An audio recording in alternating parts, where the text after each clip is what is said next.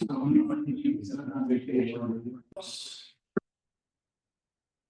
call the meeting in order. I will note that, for the record, that we do have a quorum present. There are 9 members here. Currently, we are missing Christine DeStazio and Cindy Gordon.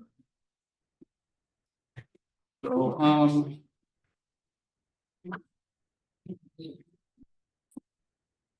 they are all present, just for the record.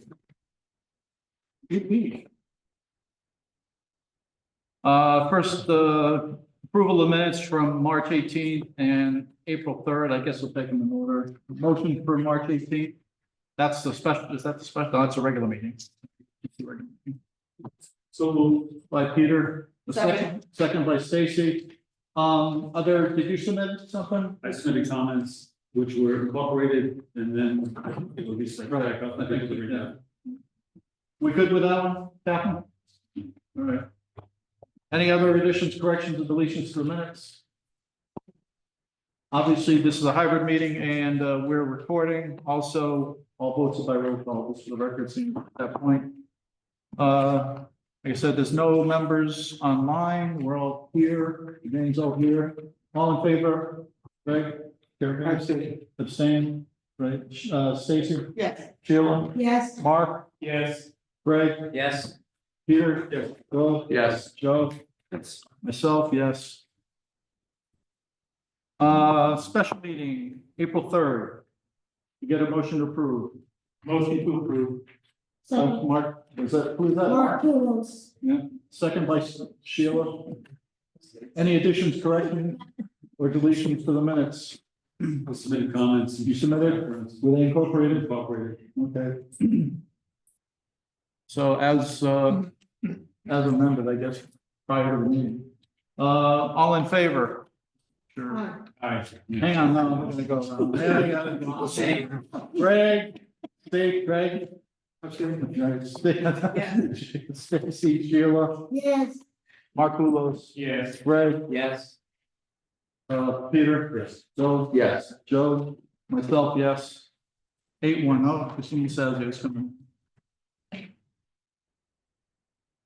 8 with one exception, and Cindy's coming on. Yeah.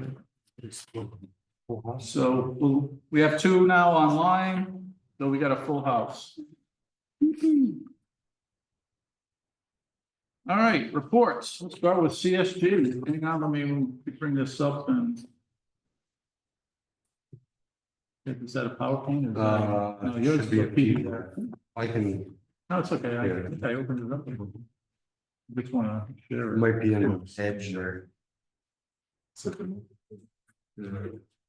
little wave at the bottom there. Yeah, it's probably there. You put that. Little swirl A little swirl. next to the Windows briefcase. And the Oh, the file manager? No, to the right. That one. Oh, It's Yeah. just, Oh. it's me, Mark.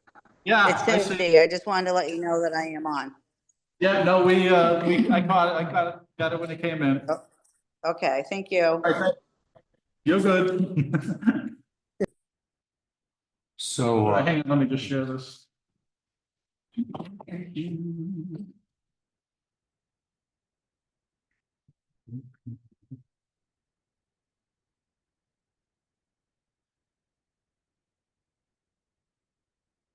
All right. evening, everyone. We changed up the format again a little bit just to provide a little bit more information regarding the overall program budget as well as the overall program schedule, just to and those will be items that we'll have every month just to keep everyone on track for getting all the information from all the parties that are involved with each of the individual projects. As well as that, there's some specific information that we'll get into as we go through this. There's a table of contents on the front page. Unfortunately, the page numbers that I had added to this got cut off. But I think they actually show up on the electronic version. I'm going to try and go through these a little quicker because a lot of the notes are going to be the same for the different phases. State payment request number 8 has been submitted for both Greenville and Stanton. Bids for both Greenville and Stanton were opened on March 19th. Scope reviews with apparent low bidders were conducted to ensure they included all the project scope with their bids. We received approval from the building committee. This is going to be different for Greenville and Stanton for bid alternate 5 and letters of authorization for 11 bid packages totaling $34,339,085. Letters of approval of authorization have gone out from Downs to the respective bidders that won those packages and conducted a successful scope review. We received cost proposals for materials testing and special inspection services on March 31st for both projects. There's summaries attached at the end of the packet for review and approval based on an estimated quantity of tests. So basically what we do for the materials testing is all of the bidders provide unit costs on a per test basis. And then what we do is we took Downs' schedule, looked at the durations as to when those tests would be needed, and then broke out those durations to come up with an approximated number of tests that we felt would be necessary. So, you know, it's conservative, but I caution everyone in that we had a budget of 135,000. The estimated quantity of tests that was in line with Downs' schedule came in below that, but ultimately, through the course of construction, more tests than what we estimated may be required, whether it can impact those things. I just want everyone to be aware, because sometimes as we move through these projects, the cost of materials testing could exceed the original amount that we have delineated. The original or the amount that we have proposed on the leveling sheets that are at the back of the packet on 11 by 17s, you know, is what we would initiate the PO with to the materials testing company. That company would then get paid for tests that they actually conduct on site. You know, they're required to sign in and out at the construction manager's trailer so they can track the hours from our on-site folks, Tim and Mike Jackson, and monitoring that as they come and do tests. Upcoming activities for the next 30 days, review Downs' guaranteed maximum price for the project, and that'll be approved by the school building committee. At this juncture, and I'll leave that to Frank's updated dates, we're tentatively looking at a special building committee, I think next Wednesday, to try and get an approval on. Yeah, assuming we get the GMP numbers in, so.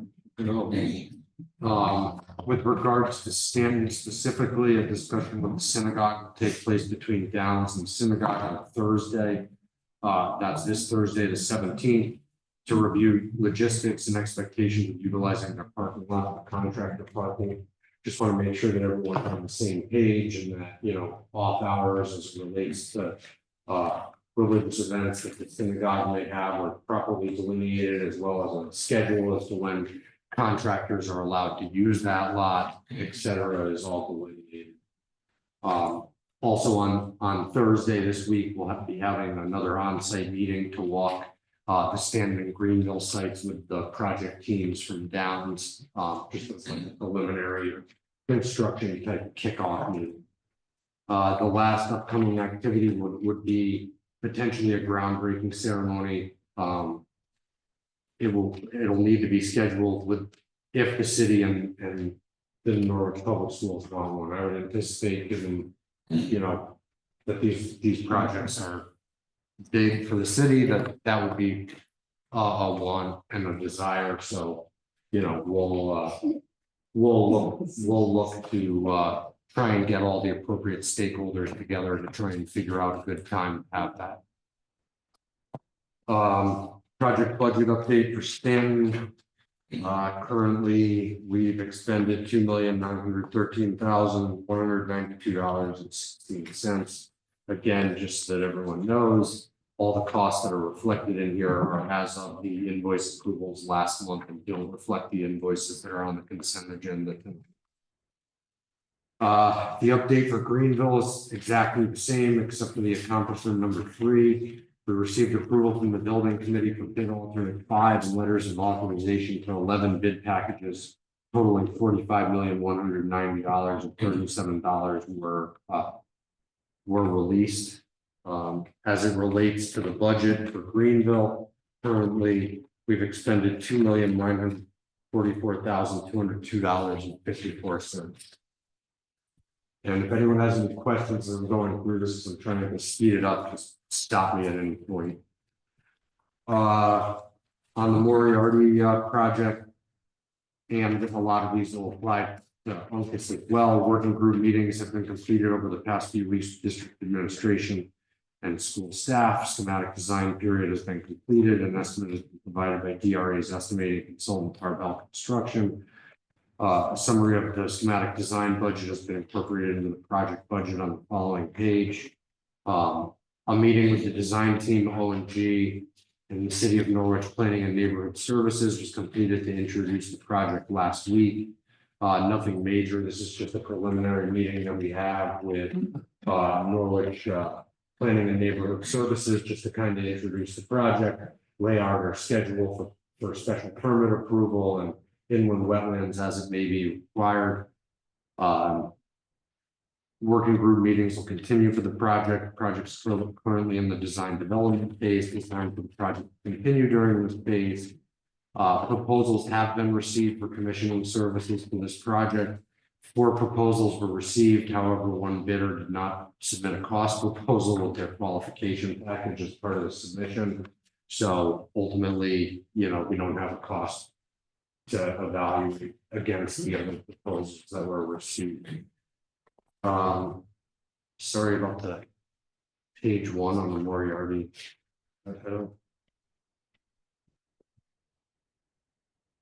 This is the order. Yes, all right, so the budget update for Moriarty. Currently at this point, we've expended $848,164.72. Exactly the same update. You know, I missed an attention point. We're anticipating receiving a grant commitment letter at the end of the legislative session. Once received, we will begin assembling state payment requests for this project. You'll see on the budget updates for both Uncas and Moriarty and the later overall program budget where we stand as far as over and under budget. At this point, we don't look to that as being a major obstacle. It will be an obstacle that we'll be monitoring as we go through this. However, you know, the 2 amounts kind of wash out versus the 2 projects. Ultimately, we'd like to see them both at or below the grant application amounts that we had submitted.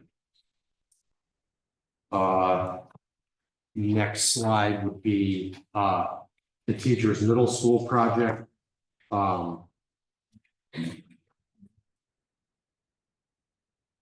CFP's educational specialist has met with the district staff to understand the program and educational specifications. Meetings have taken place to reduce the square footage of the building, and we are now slightly above the space standard. I think it was 500 feet. Yeah. You know, so that was a really good thing to do. Jim's been spearheading that. So if you have anything to add, Mike, I'm sorry, I didn't catch it. Did you say 500? We're about 500 feet over the space the standard. state standards. No, it was a good, sorry, it was a good meeting between Norwich Public Schools and CSG to get where No. we needed to get. The Norwich, you said Norwalk. Did I say? It's not the first time. It's one, I spend the early part of the day in Norwalk, so I still have that in my head. I apologize for that. If their reimbursement rate is higher than ours. It's It's not half. Anyway, so we did have a good meeting with Norwich Public Schools and we're able to get the program to where it needed to be.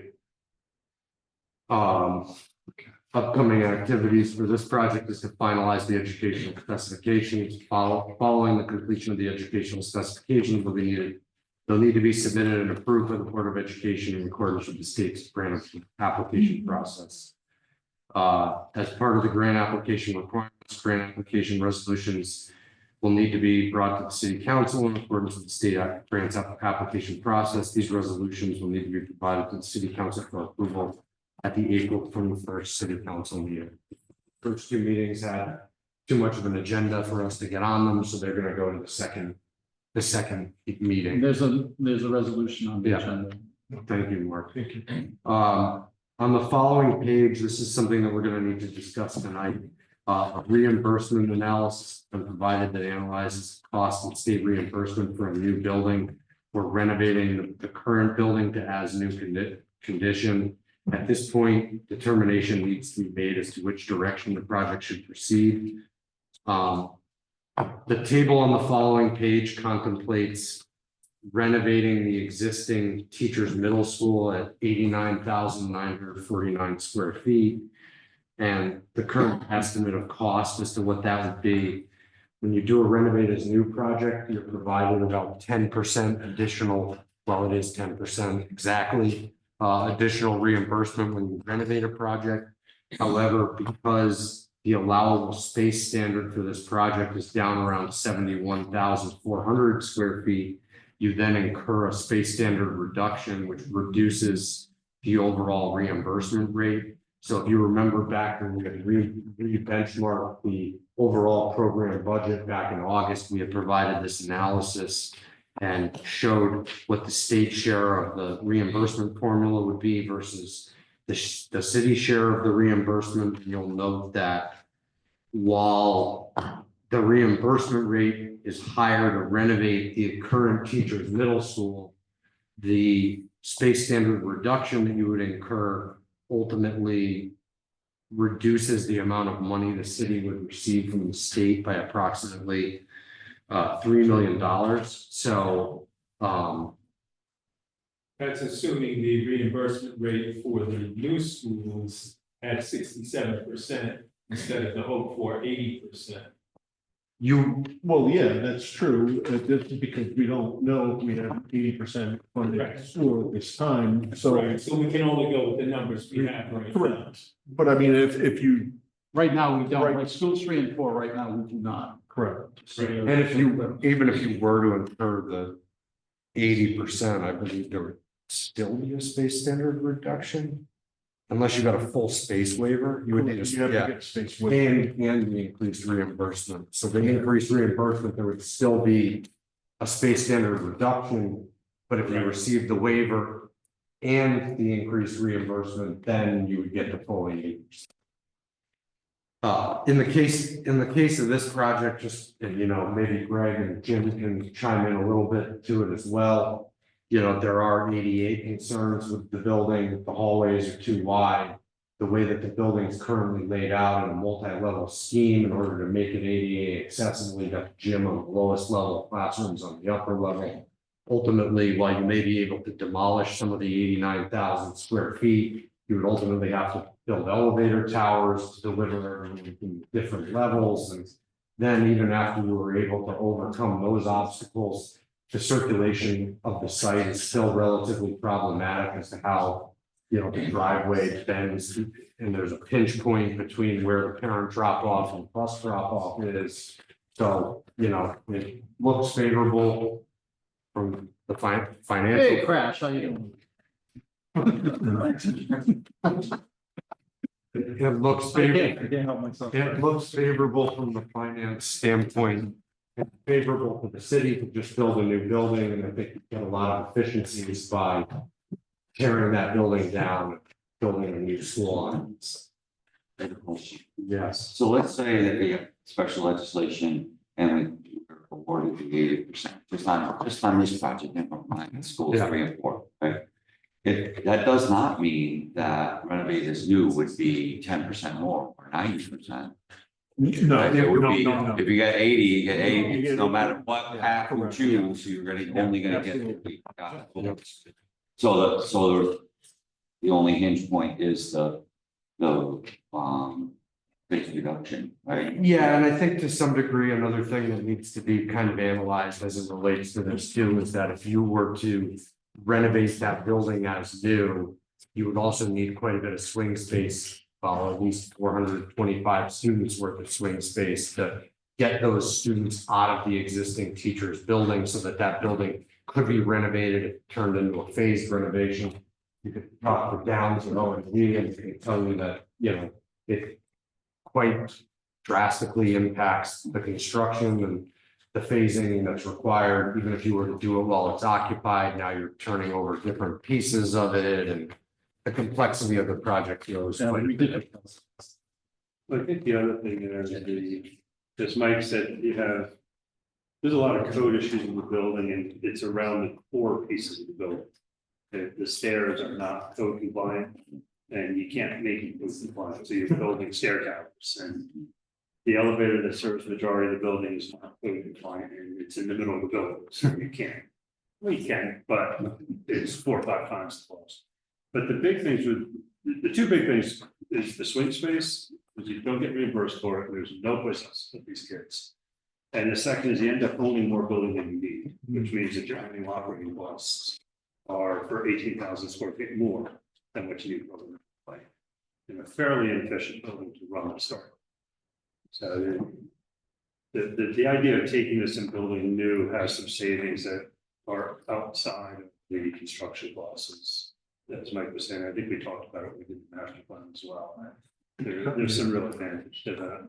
Becomes throwaway costs. Yeah, So you're spending money on something that you're not gonna get any value for. Plus, unless you rip all the piping and wiring out. you would, in a renovation unit, you do. You do. Yeah, plus, I mean, even the sewer pipes to the road, I mean, you'd have to rip that out, otherwise you're ending up with 50-year sewer pipes. They would be Essentially a new building. yeah, if you went down that road, you would check all of that. And that building, I think, is going to have a lot of unpleasant surprises in it when you start getting into it.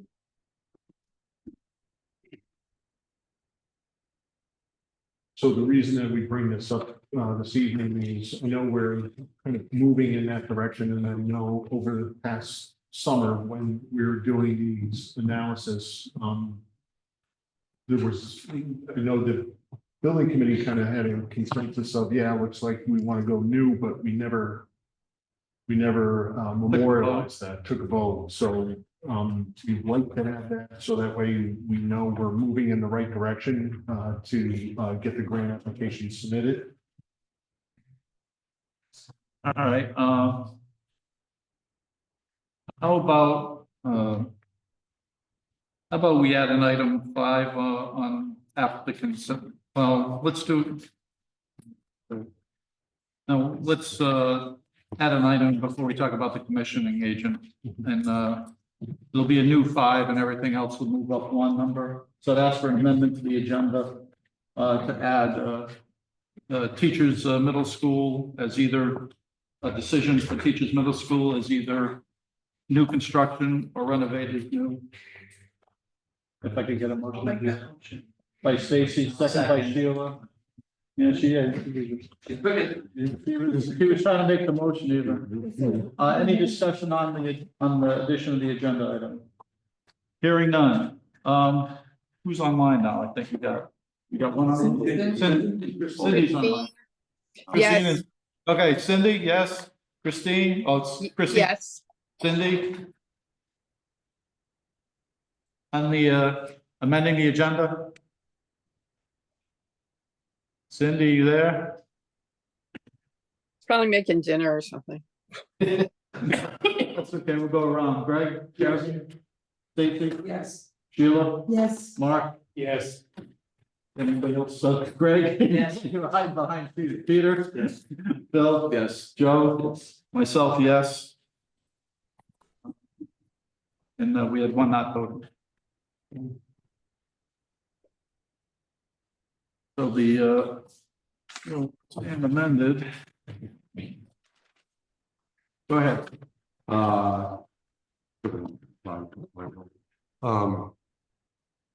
The next project is the Huntington project.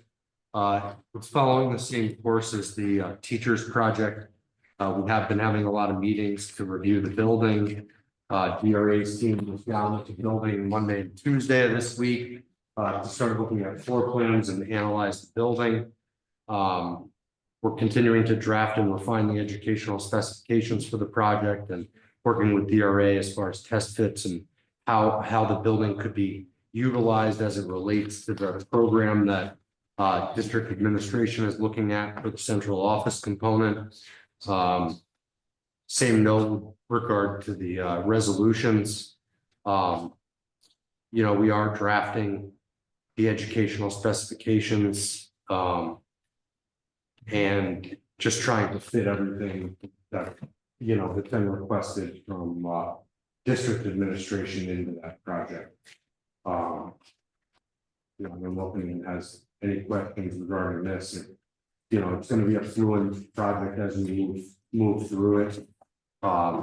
Just trying to get everything in there and figuring out what portions. The building ultimately will be too big for what we need to service it with.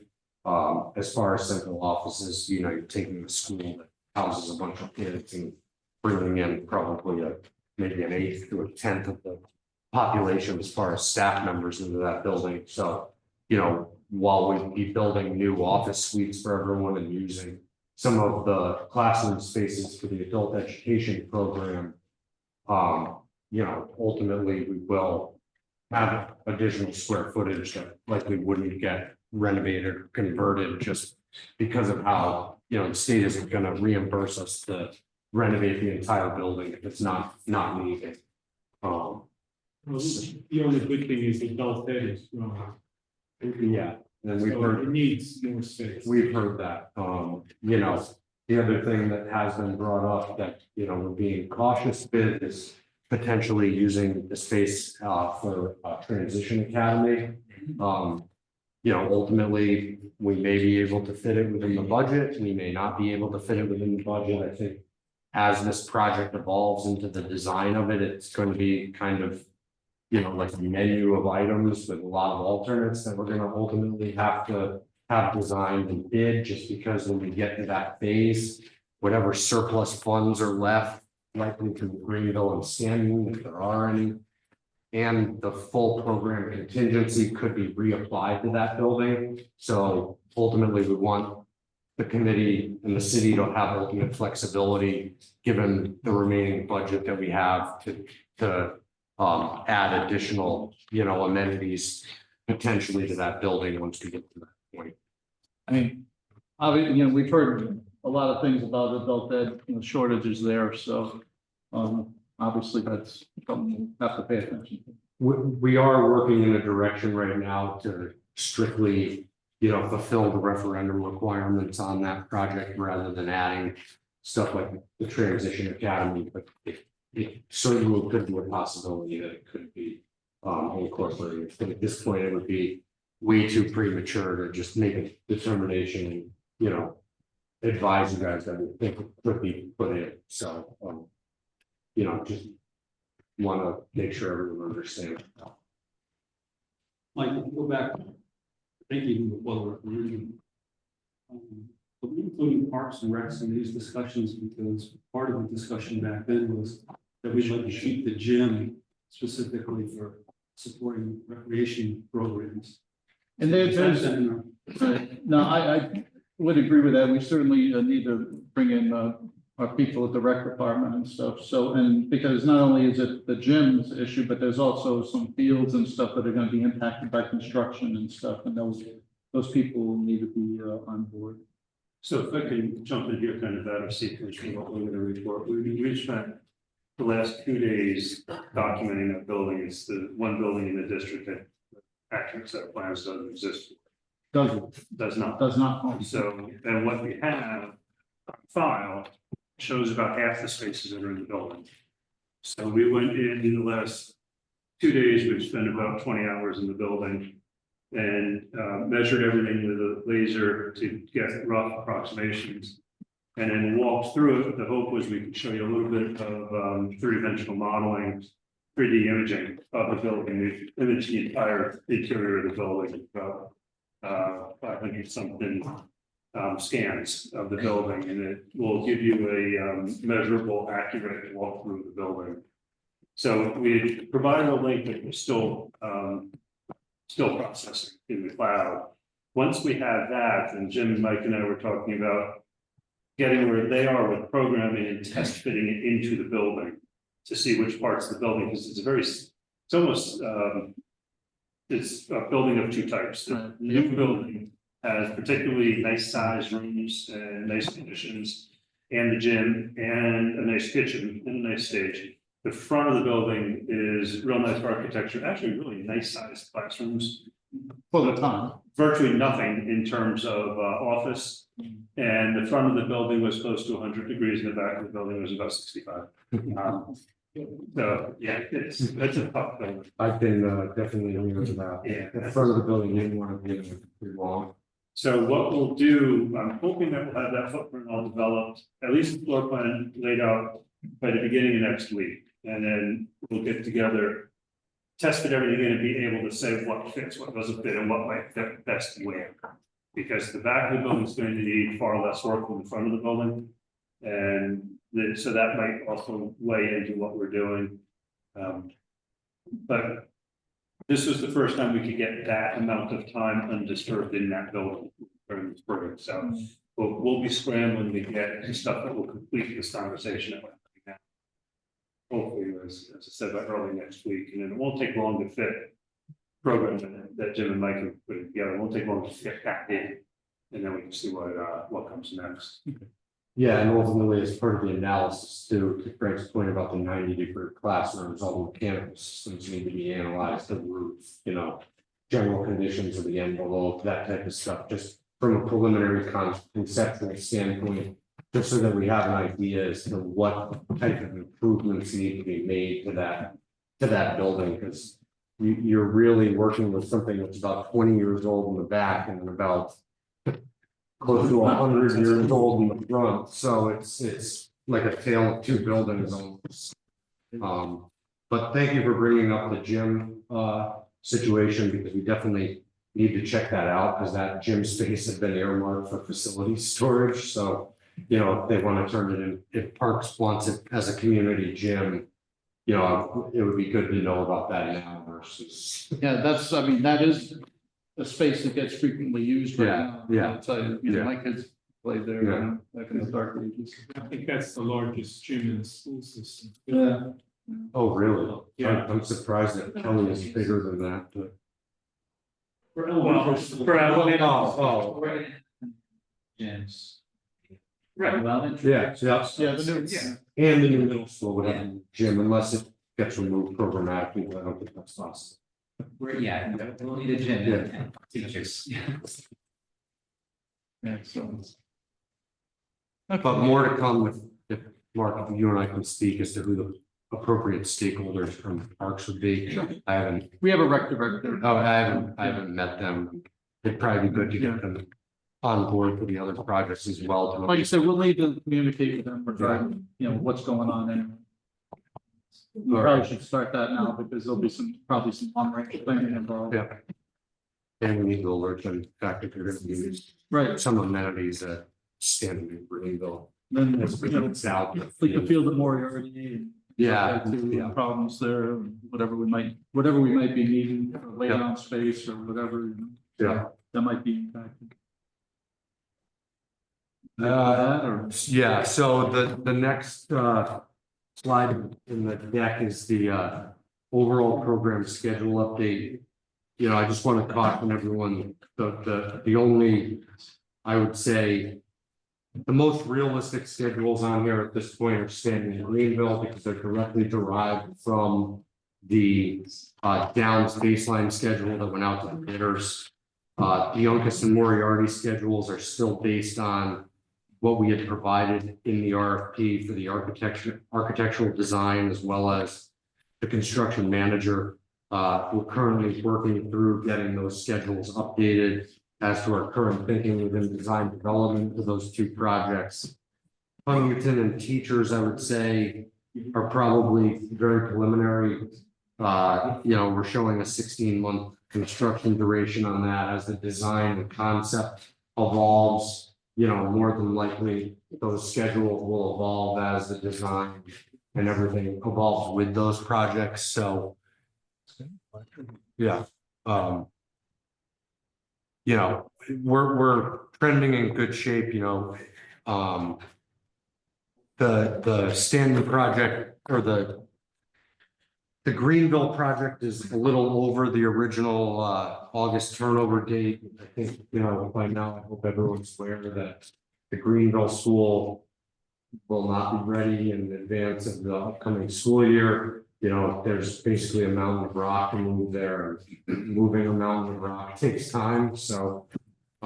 You know, the other thing to note on here is that, you know, the actual timeframes are actually shown on here, right? So the state and local approvals and bid and GMP timeline is on here, as well as the current thinking as far as it relates to demoing the old Stanley School, the field construction and site improvements. And, you know, it literally follows down baseline schedule. I've also been speaking with Laurel at ONG. There's a couple more preliminary design and review milestones that we need to get together regarding the city approvals to tighten that schedule up, and that'll evolve over the coming weeks. And hopefully by the next building committee meeting, we'll be able to report back with a more updated schedule.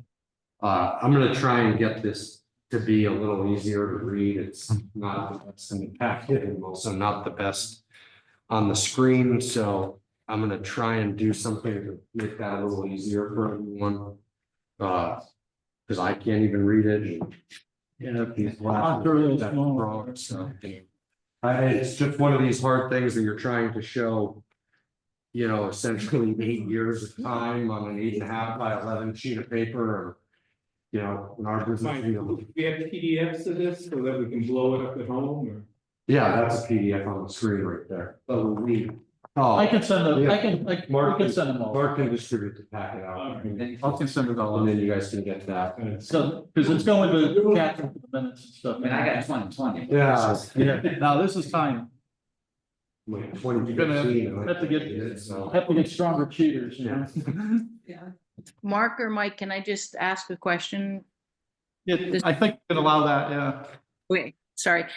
So I know that Mark, you and we had talked about this. It looks like Greenville, the earliest that they'll open is January. Is that correct, Mike?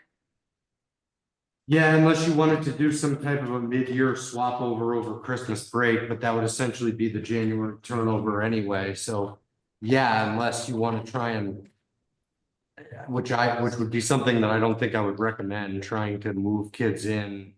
So here's some of the things that when we talked to Mike Zuba, who is working on the redistricting, as everyone knows, we talked about a couple of different scenarios and we'll continue to talk about that. And Mark, is this a good time to talk about this? Just let me know. Well, it's part of the, go ahead, what the heck? All right. We're gonna have to deal with it anyway, so. So one of the things that we talked about was if this is a January, we're talking about different scenarios for the redistricting and where we're going to put students. We only wanted to move students once if we had to, but it looks like, and we'll revisit this as we get more information from Zuba. But we may want to use Greenville as I think what we call a swing school. Is that correct, Mark and Mike? Is that what it's called? Whatever you want to call it, yeah, but that's the effect. So we may move, one of our scenarios may be moving Uncas students to Greenville so that Uncas can vacate that whole area so that they can build. So that's just one scenario that I just wanted everyone to be aware of that we're talking about. But we're still having continuing discussions around that.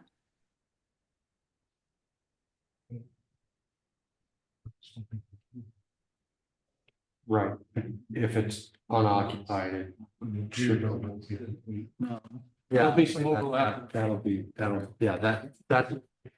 to Jim's point, Susan, I think as this evolves, at some point, you're probably gonna need some level of input from us and the main project teams with Mike, just to make sure that, you know, as we tighten up these schedules, that we're on the same page.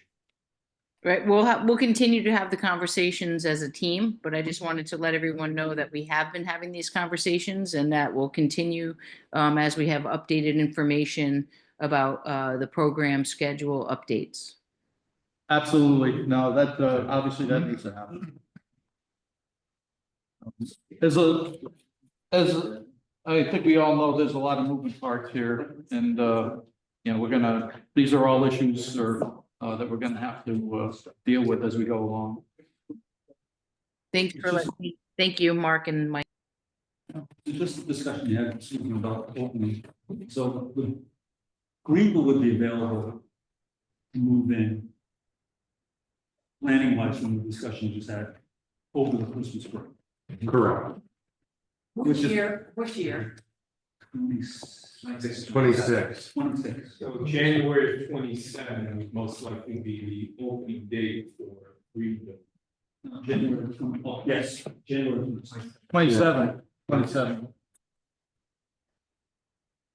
7. And then just on the schedule, I know, just quick and dirty, just the two orange blocks right before Greenville and Stanton. They go like an orange and brown box, and Yeah. they're much more limited. Some time wise for the next, for Uncle's Moriarty. Right, and that's just because we haven't added them out yet, because we're still, these two schedules for Uncas and Moriarty can be looked at as really preliminary. What I wanted to illustrate to everyone is that the Uncas and Moriarty blocks were based on the original. When we proposed doing the Moriarty project for you as the owner's rep, this was the schedule that we had provided as a strategy to try and get through these projects. So by that point, we had already bid on the architectural design as well as the construction management for these projects before we realized that the state, this was before the state's process changed and it evolved into this 3-month process that we saw for Greenville and Stanton. So ultimately, when we went to the architectural services and the construction management services, the regulation hadn't changed, so we hadn't moved the schedule at that time when we put those projects out the bid. It was kind of, we did with the information we had at the time, and the state's process hadn't changed, right? Ultimately, we would more than likely extend the state and local approval process. The bid and GMP process is something we would have to discuss with ONG based on their feeling once the design evolves, to see how long it would actually take. So again, I just want you to understand that these are strictly right now contractual schedules that were bid on as part of those two initial RFPs. We relayed with the construction manager that they needed to build the building in accordance with these schedules, and that the design needed to evolve based on these schedules. So, ultimately they may advance or not advance, the durations may shift. We're still going to try and have these buildings open for August, but what you'll notice on those two schedules is that when we had initially done these projects, we had them finishing at the end of June, which gave us basically 2 months of padding from when the construction would have ended to the beginning of school, to get furniture in, make final adjustments. We always like to keep that in because if something changes with the design, it allows us to ultimately accommodate the start of school versus going right to the end and then realizing that we have a problem and not being able to open in for the new school year, if that makes sense. I think it makes sense. Yeah. The essence of my question that you don't have to answer tonight is, would you be eating, if you open those blocks up, because you need more time?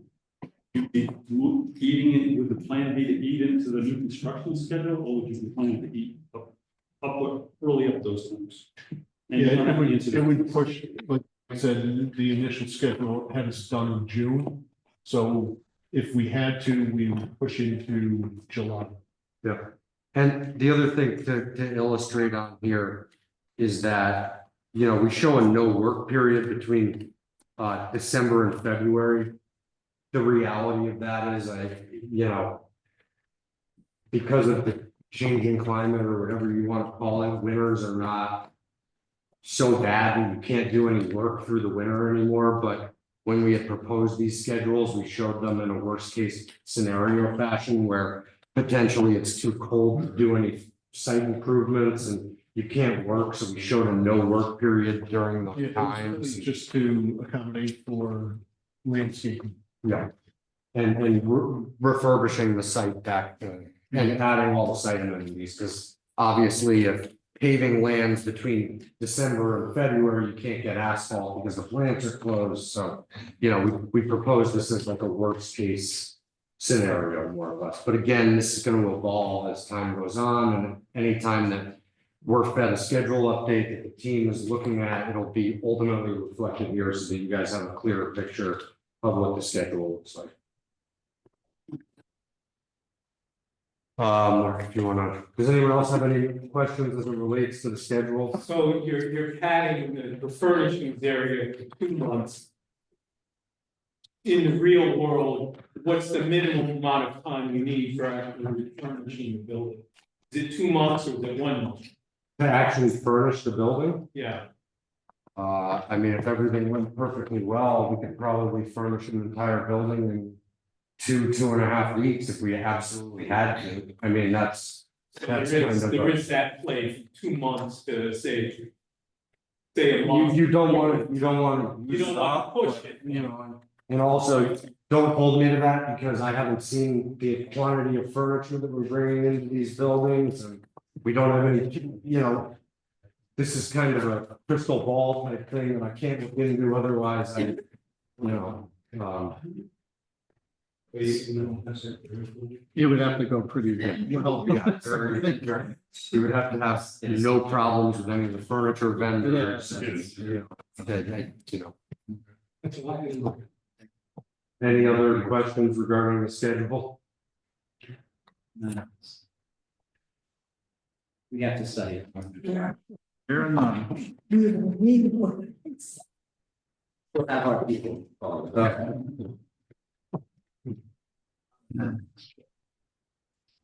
Master program. Yeah, so onto the master program budget. Basically, the high level update to this is that we're basically tracking the budget from the master plan all the way to where we currently are, with the understanding that this was a little bit more difficult to make because I don't want anyone to draw down on particular. The figures are all accurate, but the timeline of the figures could be open for interpretation. So basically what we're showing on here for Stanley, Greenville, Moriarty, and Uncas, those grant application estimates that you see on those lines in that column are the actual amounts by the state of Connecticut as to where we currently are. Right, as it relates to the SD estimate for those 4 projects, those are the actual figures that we actually have. Now, when you get to the DD estimate, the first 2 projects, those are the actual figures that we currently have, as well as the construction document estimate for those first 2 projects. When you get to Moriarty and Uncas, the SD estimate figures that we're currently carrying are real numbers from an estimate that was completed by DRA's estimating consultant Carvel Construction. We don't have a DD estimate because that estimate will be completed by OMG at the completion of the design development phase drawings. So what I did to be able to show you that we're still within the budget currently, I moved the SD estimate values that we have, which are real numbers, into the DD estimate column and to the CD estimate column. Now, ultimately, if those figures come in exactly as they were at the SD estimate, I could probably call it a career and retire because they just won't. I mean, it's too close, right? Ultimately, what we're targeting is being under those amounts.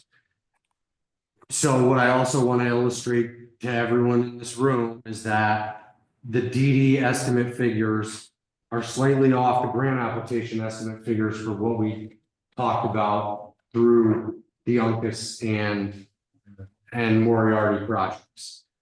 You know, as it relates to teachers middle school, we haven't submitted a grant application, so the figures that are shown for teachers in Huntington in the grant application category were from when we re-benchmarked the budget, when we realized that there was a budgetary concern for the project, and those re-benchmarked figures are being carried over all the way out.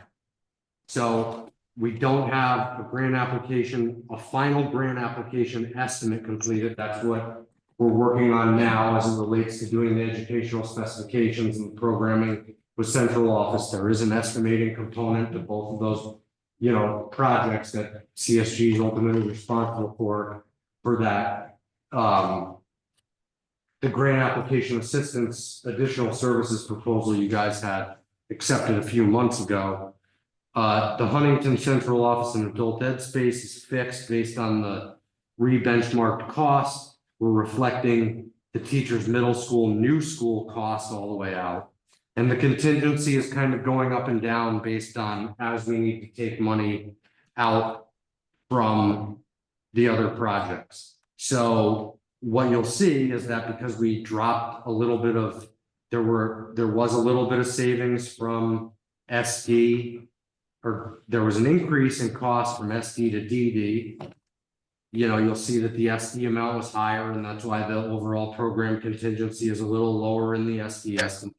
Then it goes back, and then it goes back up again as it relates to the CD estimate, because at the CD estimate, we came in slightly under. Now, ultimately, next month, there'll be another column in here that'll be the GMP estimate. I'll continue to carry across the most current estimate that we have all the way across, so that you can still see the 385 million at the bottom.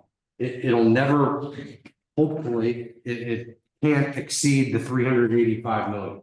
So that bottom line number will have to stay the same as we keep moving across, but you will see fluctuation of money. Now, what you won't see is, you know, arbitrarily this contingency, unless the committee authorizes it, isn't going to go up into another project until we absolutely need to. You know, both any one of these projects, based on the way that the current estimates are tracking, have plenty of contingencies in them. Each individual Each project individual project has its own owner's base contingency, has its own construction contingency, and has its own design and estimating contingency based on where we are within the different phases. And I'm probably doing a horrible job of explaining this, but it is more complicated to show it this way. But what I want the committee members to be aware of is that, and overall, that we're still within the 385. We haven't gone over that amount, and we're working within the original authorization that we had.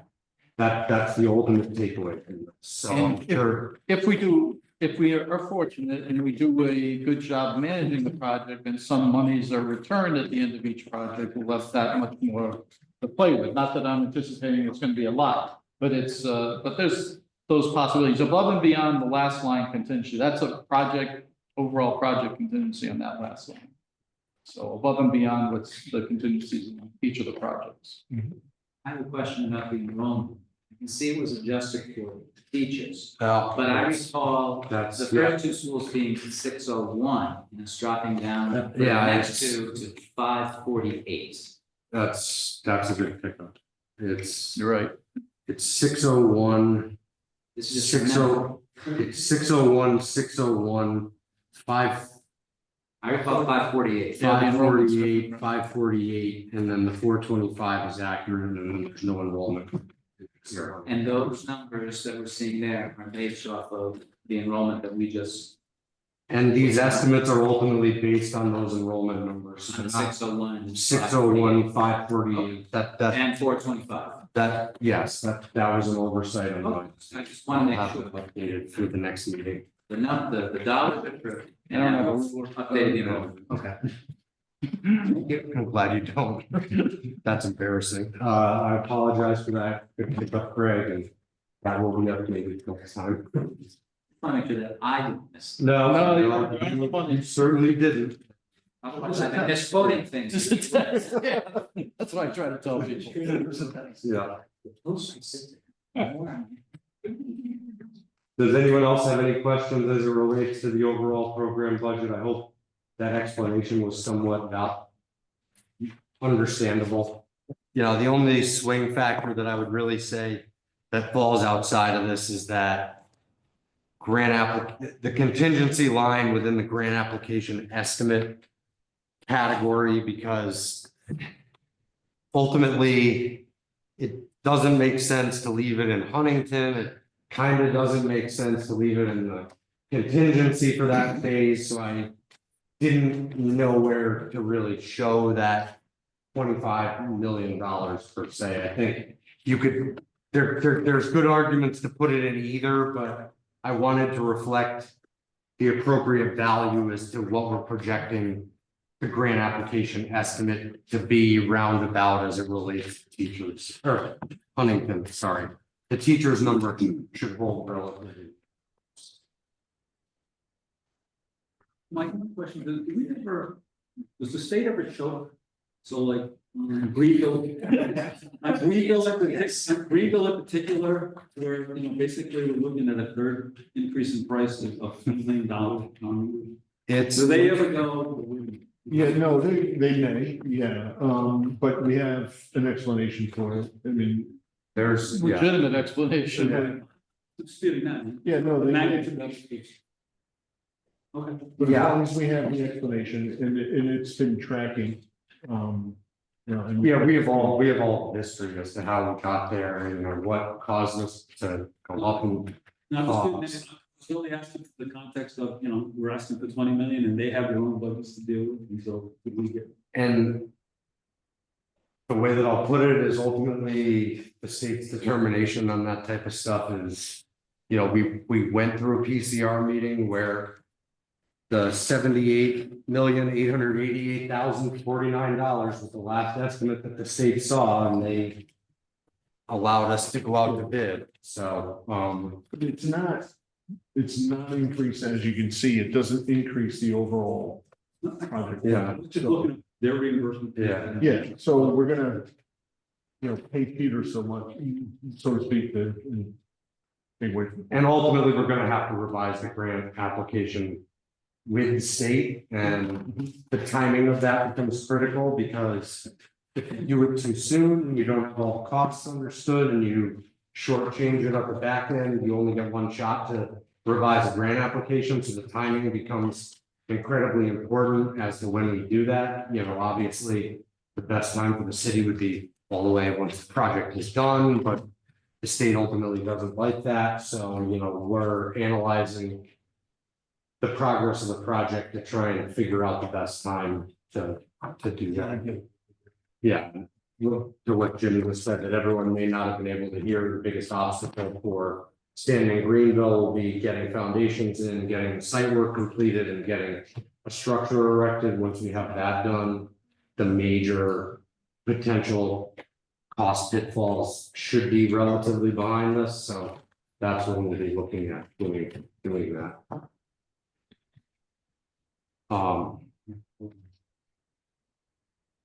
So outside of the. This is even worse when you have 7 bidders and you have to apply quantities for materials testing. So this is another. Those architecture printers there, you know. 30 by 42 may not have even been big enough to properly illustrate this to you all. This is another one that falls outside of the agenda, Mark, so I don't know, you know, review. What are we talking about? Review of and potential approval of materials testing contracts on a not to exceed basis for standing in We're Greenville. talking about creating an allowance.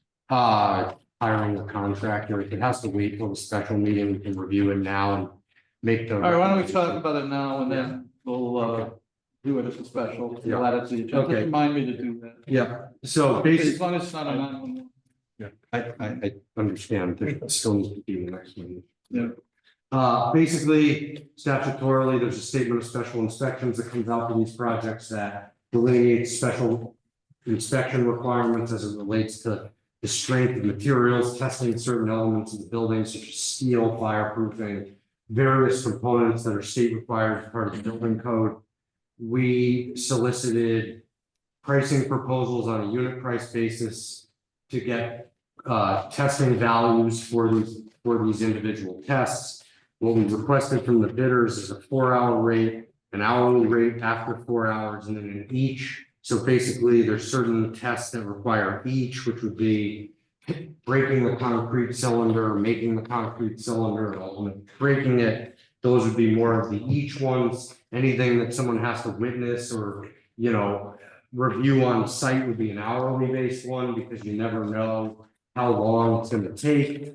ultimately what we did is we took Down's baseline schedule, looked at all the construction durations that would have these special testing requirements, went through them, understanding that if it's a 45-day construction duration for concrete, you're not going to be pouring concrete all 45 days. So then we used a modification factor, which aren't shown on this page. You know, I think we figured a third of the time that concrete activities are going on, you would be doing materials testing, which in my mind is somewhat conservative.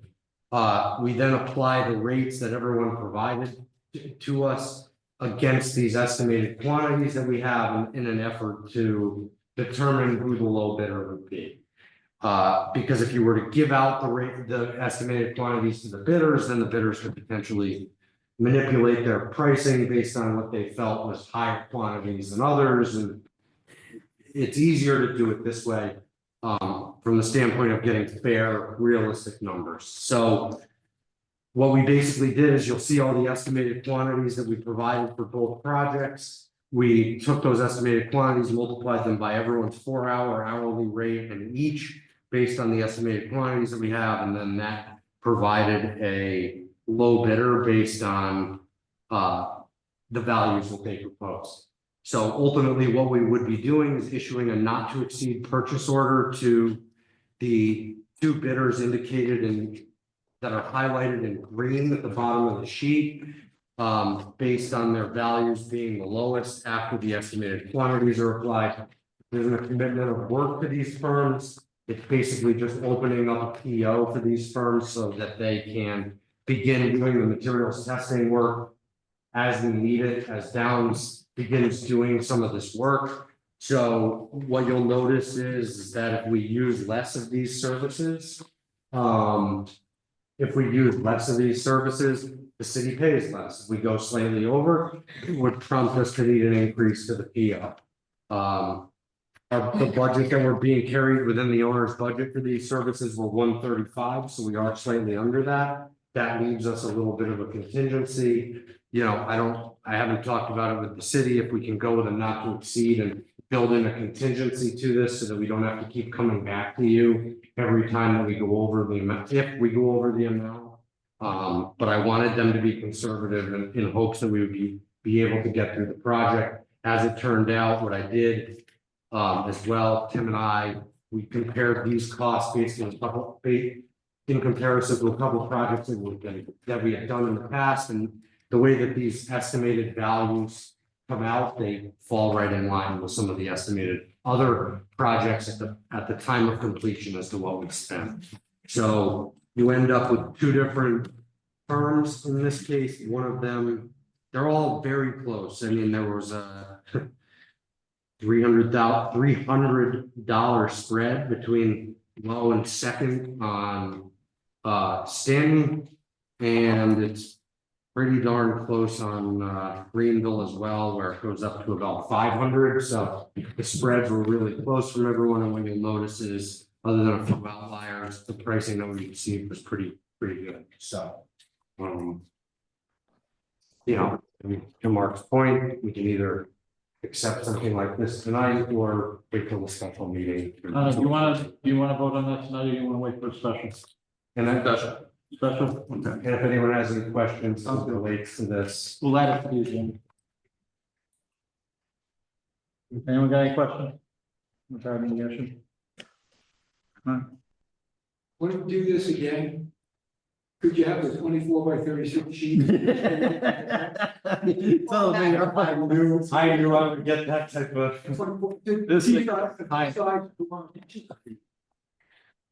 This is- You never want to hope that you get less bidders on everything. The fact that we had 7 on this is what caused it to go that far out. If you put this on 24x36 at each table, we wouldn't be doing, yeah, I think it's right. Please. I can do that. We don't have a 24x36 printer in our office, so I would have to I'm send. sure one of your 8 decants, if the standard size, even if you have to print it, you have one for a table, it would make sense. This is. Yes. We can't make a decision on. No, God, No. I mean, the other options that potentially on the screen, we could zoom in on PDFs. Even this is pretty. Well, if you zoom in, you can blow that up. Yeah. Yeah. But my apologies, I didn't know what else to do with the resources that I have. Yes. IT thinks I got rid of it, but it's connected to my laptop. And that includes our updated science. I have all mine.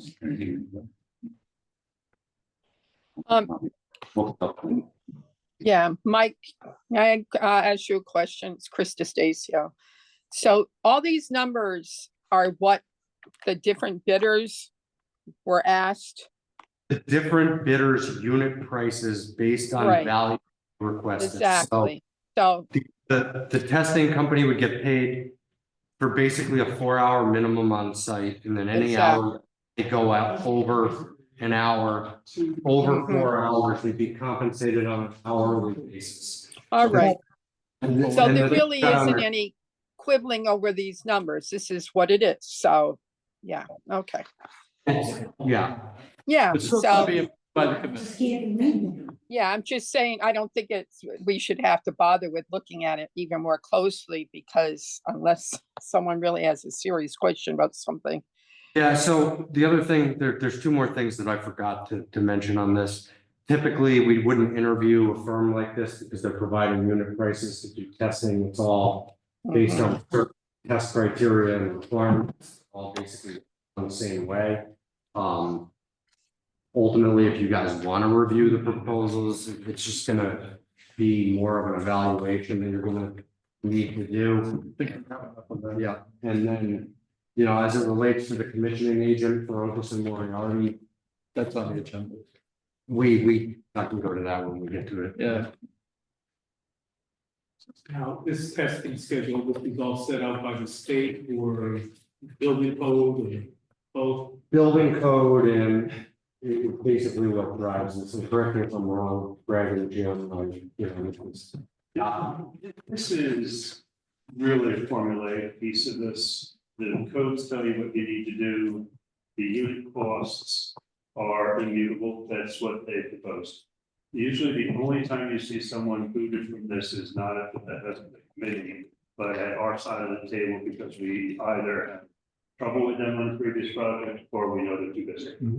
This is far more data than, it's data that you really can't do anything with. It's just costs. And so if you want to buy one of those, that's how much it's going to cost you from that particular company, and you're looking for the best value. And that's why you use it against, What's per cost. materials, so you're testing tensile strength, crushing strength. Yeah, Yeah. just to make sure it conforms with the design. And I don't think I've ever seen, in 5 years of doing this, maybe 3 times where we do a lab is just too busy. So that'd be the only time we come in and say, yeah, we really need. It's like in the concrete company. Did it. Interesting. Yeah. Every so many units of concrete takes 7, 14, 28 days. Yeah, I think it's Interesting.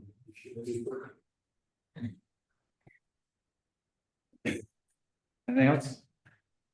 That it? Until we get to the commissioning agent. Woohoo! See, okay, there's more of that. Holy mackerel, what's the other one?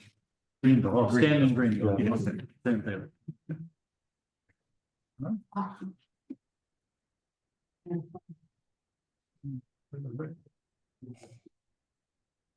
All righty, where we at? DRA on this? Pretty quick. Let me get rid of this, I gotta get rid of this stuff.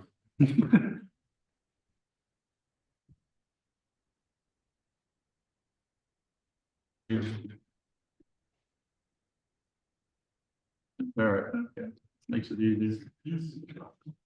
So our goal is to highlight for the committee just some activities across all 4 projects. And we'll start with the Greenville and Stanton. Hang on, I will show this.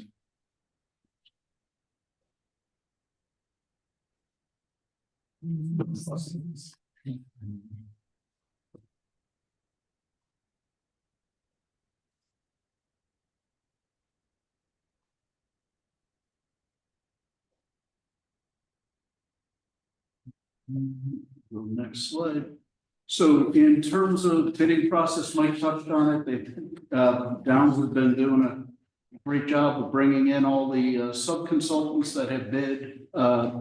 And us and our sub-consultants have been sitting in as required for all the scoping reviews for Greenville and Stanton. So this is our 3rd week of it, and we're almost there, right, Frank? We turned the corner, finally. All right. It's an exciting process, but it's important. So then on Uncas and Moriarty, just wanted to identify, we're continuing to support ONG in terms of as we continue to develop our design development drawings, their observations. So actually, Greg, do you want to talk a bit about that? Yeah, Mike had mentioned a preliminary meeting with city agencies. It's something we did on the first phase. One of the better groups of regulatory people you could hope to deal with in the city. Very forthright in what they need, very accommodating. We will get them a set of drawings at the end of DD, which is towards the end of May. That correlates to how we did this last time. That would get them a couple of weeks to go through, do an internal review and get comments back to us. And that assures us that if we get a reading to record in June, we would get a hearing in July. And if it follows as it did last time, we would look for approvals at the end of July. At the very latest, it would be in August. And that would allow us to get any changes that are required, of which we would anticipate there being none because of the preliminary review. We would get them wrapped up into the construction documents. The difference between this time and the first phase is that there are a few projects percolating on the commercial side of the regulatory agency's review. So working with Mike and with Deanna to try to get a feeling for what those projects might be. But more importantly, I don't really care what they are, I want to know when they are anticipating seeing them so that we're not overloading the local agencies with reviews. And we have some way to adjust our project if we need to get ahead or behind them so that we don't get bounced off an agenda because our meeting's running too late, or worse than that, you end up in a burned out committee listening to you. So I think we'll be in real good shape on that. That was a real good preliminary meeting and real good kickoff. So if we go to the next one, site review field visit today, ONG, DRA, SLR, our site consultants, the engineers came to the site and had an opportunity to tour both sites. I'm sorry, also CSG was present at the walkthroughs along with Matt from Norwich Public Schools, Matt Brown. So good opportunity to get out, take a look at things. It's an ongoing process as things are identified. We're making adjustments and good conversation. So a sample of that here, this was a schematic design issue that was identified and seeking a potential resolution. If you go to the next slide, it was simply ultimately the bus loop that will come in from Canterbury Turnpike into the site overlaps with the existing footprint of the building. We're surprised. We thought you could drive buses through. Kids would love it. Kids would love it. Easier drop. At any rate, so our engineers took it, they looked at temporarily reducing the radius of that as a temporary condition, ultimately to be built out once the building is demolished. So pretty quick and easy, but an example of that type of kind of nudging and pushing.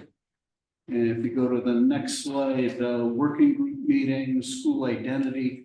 This is ongoing. This was one of our last working group meetings where we're now going to be, as we were in the phase one with Greenville and Stanton, we're going to be bringing back to the table each of the sections of the building to Superintendent Lassard and her team for a final sign off and review. So we, as I shared with you at last meeting, we're keeping a long ledger of items as they come to the table, either through emails or through conversation in these meetings, trying to get to responses to those and trying to get as many yes, we can answered, but that's not fully possible, as we all know. So we're working through those comments. If you go to the next slide, it just gives you a sense that that's been the February and March used for these working group meetings, and you can see under each subset the types of areas of the building that we've reviewed.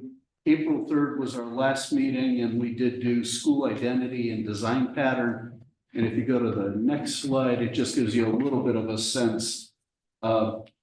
To the left-hand side, Moriarty, the Monarchs, the upper left-hand plate shows markings that are already out at the site that speak to migration patterns for monarchs. An important thing directly below it, the lower left-hand corner.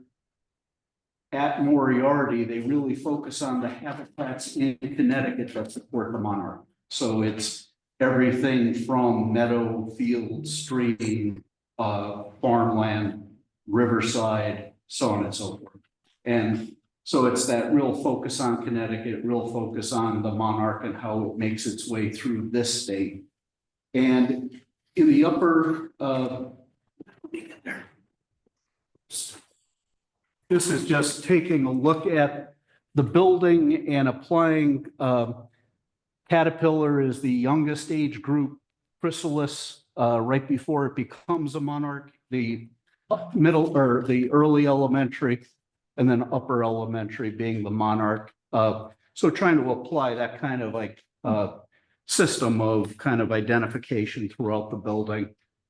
And at Uncas, similar activities. Uncas, the Wolf people, based on the Mohegan. We have a team from our office that's heading down to the Mohegan Museum to collect information, but also the principal of the school, very engaged on this, says that he has folks that are tribal elders that have already shared with the school guidance, so they're doing the same for us. And similarly, in terms of as you move through the school, different elements, the turtle, the cubs, the wolves, and then as you get into the upper elementary, more systems of sky, moon, stars as kind of different areas of the building that tie back to that. So that was, we meet. We're not meeting this week, but we do meet regularly on Thursdays at 4 o'clock as a Zoom meeting. And Susan and her team bring in people to help us speak about the specific areas. And it's been really helpful to our team and the various staff members that we've had a chance to work with have been really engaged, and it's been a fun process. Oh, they gotta give her that. yeah, no, you can go there. Actually, if you, I don't know, if you want to try to hit it, just see if it connects for you. No, That, the link, Yes, hit that link. And this is what I was talking about earlier, is the three-dimensional walkthrough at. So you're gonna just put in barrett@draws.com. Yes. And 2 Ts? Yep. And then @draws.com.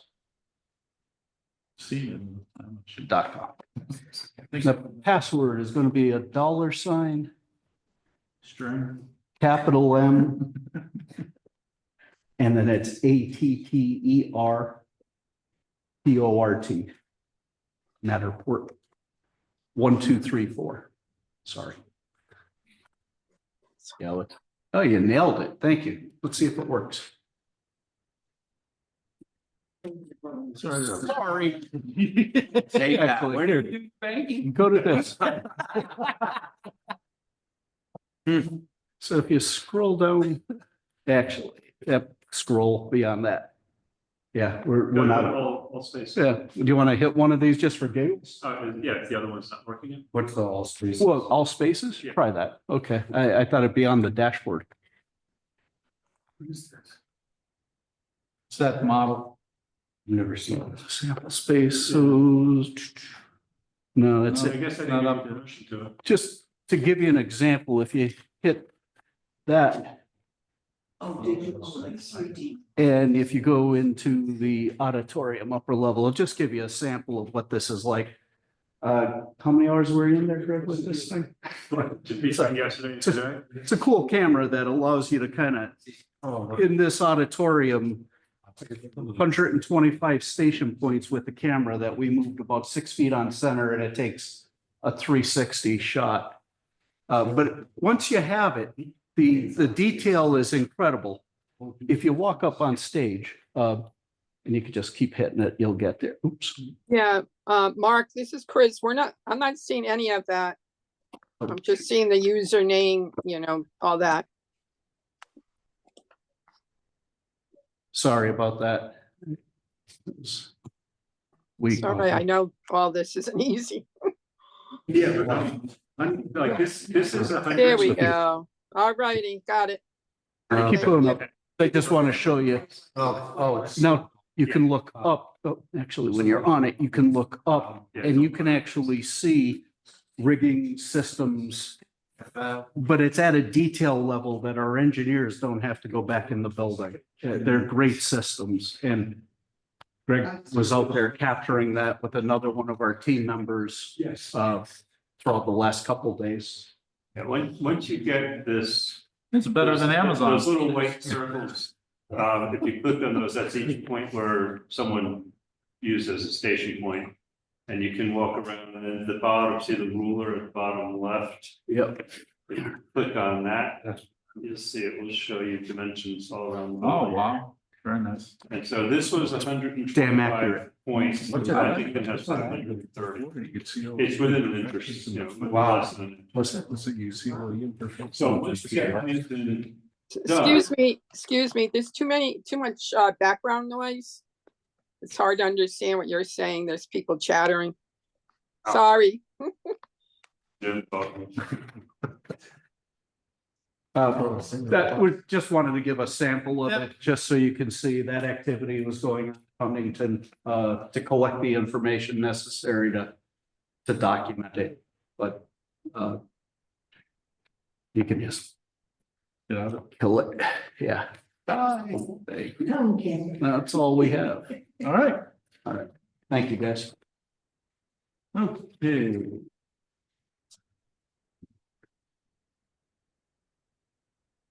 See, I guess,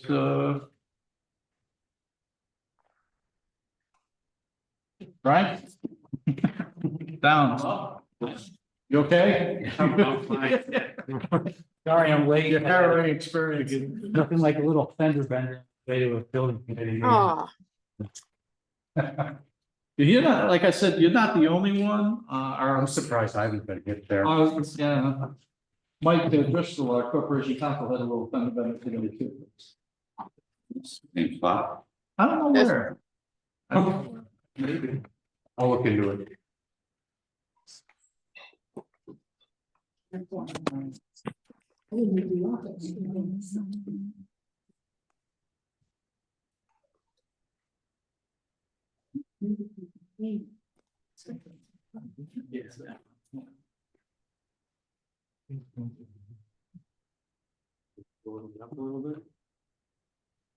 No. Air control and scroll should go bigger. Yeah, if I was in the document, but right now I'm in the share. Oh. Yeah, So I'd have to get rid of Hopefully the. it's not too much of an eye chart for you guys back there. not after I was in it. All right, so let's just go over completed work in progress, work on the horizon, then I got some critical items I want to go over with everybody. So we're kind of in this transitional phase, right? We're coming out of pre-con at this point, and we're turning the corner. You guys heard a little bit about the scope reviews. I do want to mention though, under work completed, we did finalize the PLA finally. We've got sign-offs from the building trades and John Salamone, we had sent it to him as well. And he had confirmed that he had no objections to the PLA. So we're off to the races in that regard. And then as far as scope reviews, it's been, I think, almost a couple weeks since the last time we met. So in that time, we've had another 80. By my count, it was 23 scope reviews since the last time we met. So we don't have another LOA to present, but what we will have is a GMP the next time. Hopefully we come before you guys, we'll have a GMP. And at that time, we'll be recommending the balance of the trades for the project. We could talk a little bit about the meeting for that GMP shortly. Just keep going with this agenda right now. So with the committee's approval from that special meeting, we had letters of intent already teed up to all the subcontractors that were on that LOA list of critical trades, essentially. So we have those trades that were approved. They're working on submittals right now. As an example of submittals that are being worked on that are critical, we're expecting rebar shop drawings to come in the next couple of days for concrete work. Our electrician, Dyson Electric, is putting together the submittal package for the switchgear.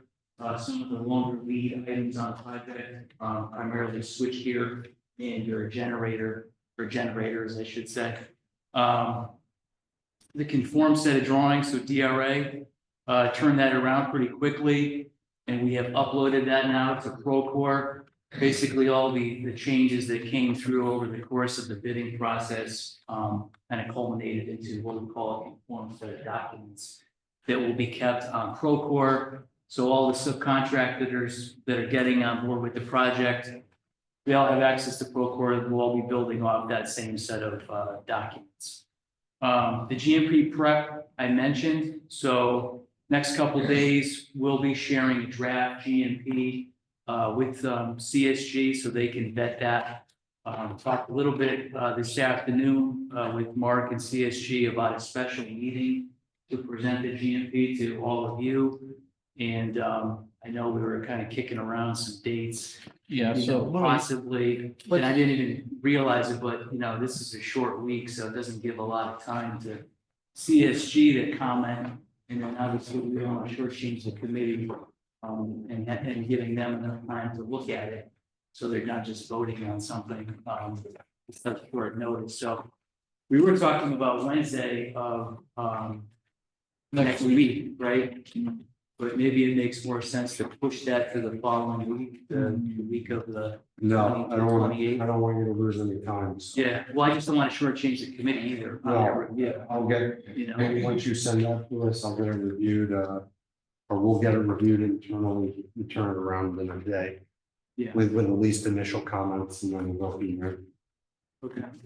So you want to tentatively say next Wednesday, the 23rd? How was that? I know Tuesday's the Board of Ed meeting, right? Are you going to do the 22nd? Or is No, that? Board of Ed right now. What? We already had it. Oh, okay, you're right, okay. 15. Usually Fridays are. It's Good Friday. I We take a look at the city.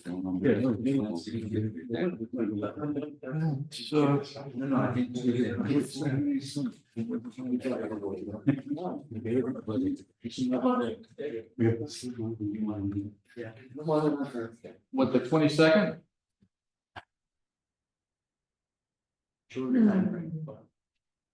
We got harbor management that day, but other than that.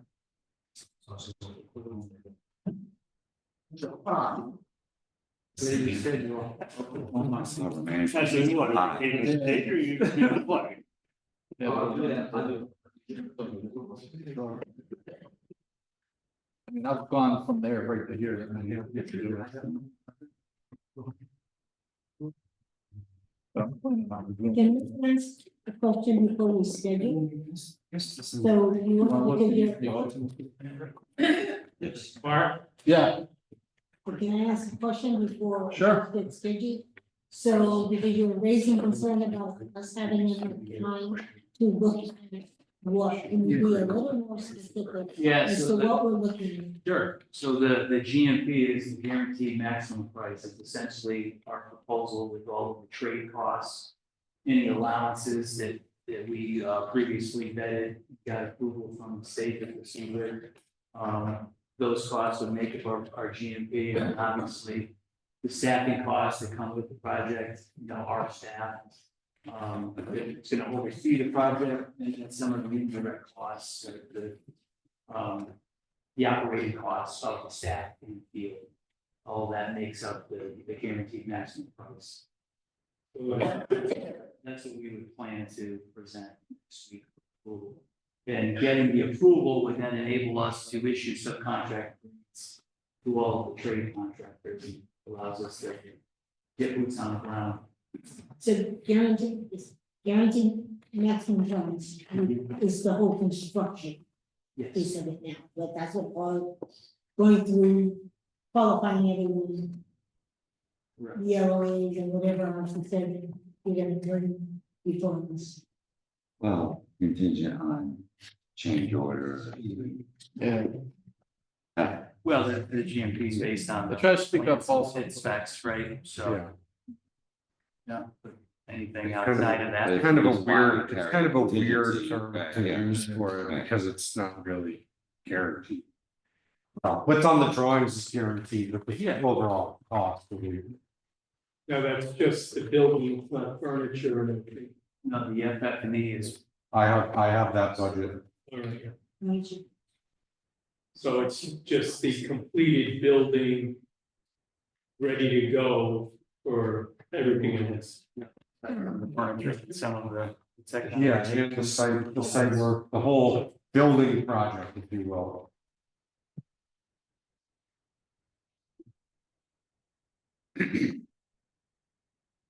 And so what is there? Well, not, well, he's explaining what, I'm trying to, so I guess. What you're asking us that we're going to approve, what we're looking at, where would be a critical issue, a critical path? Well, you've already seen the trade contractor values come in. We've shared that information at the special. meeting. So that, I mean, that's a huge part of the GMP or all of the trade contractors' costs that will make up the GMP. We've shared that information with everybody at this point. What you haven't seen are the general conditions. And that again is the staffing that makes up the project, the downs staffing the projects. And then the general requirements. On top of the staff, you have, as an example, you have temporary toilets, you have field office and the rental of that. The copier that goes inside the field office supplies. Those are the kind of things that make up the general requirements. And then there's, on top of that, there's project requirements. So an example of that would be temporary stairs to get up to the roof while the building is under construction. There'll be those costs as well that will be part of the GMP. And we'll have a detailed breakdown of those payments, so you can see all of the costs. And you. Will you be able to review it? Well, I hope so. It won't be in Excel. Don't let Excel. Yeah, I was impressed. Those are pretty crazy Excel files. well, yeah, that's what I'm trying to, so, okay, so can you walk us through what, when you're gonna have your step ready then who else has to review it before it comes to us? Yes. And when is the anticipated date that we will receive? Good question. So first CSG would get a copy of the GMP this week, right? We are finalizing it right now internally at my office. We want to turn preliminary GMP to CSG, I would say at some point tomorrow, Thursday. I'm sure we'll exchange some comments. I don't anticipate this being slam dunk. There's no comments. There's gonna be some comments. And then I would say by early next week, you guys would receive the GMP, at least getting you. What are we saying? We're saying Wednesday? I don't know what we're talking about. Well, I mean, it potentially could get, it's not gonna create a major pitfall because the LOAs are already released to the critical trades. We wanna, Yeah, if we wanna try and go to the following week, we could. I mean, it's not, Well, the city's calendar is open on both the 23rd Wednesday and the 30th. I mean, our review will be complete regardless by whatever day you wanna do, if I have to. I mean, it's not gonna push the schedule really. no, I mean, like I said, the critical trades have been released. We still want to get boots on the ground, Yeah. early May. Mark, would that special meeting be a Zoom meeting only? Yeah, I'd probably just do it Zoom, yeah. All right, so we would need all that stuff sent to the committee members. In a readable PDF format. Yeah, It is a problem. no, I was agreeing with Mark. Okay. You're saying no. Well, I'm saying, No, I- we're not gonna, and that the earliest we would get it is Monday, we have. House Yeah, so maybe the 30th makes more Monday, sense. I'm just saying Tuesday.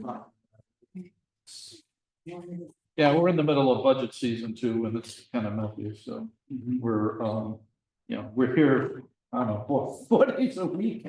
Lately, so 4 or 5 days a week, well, it's been crazy.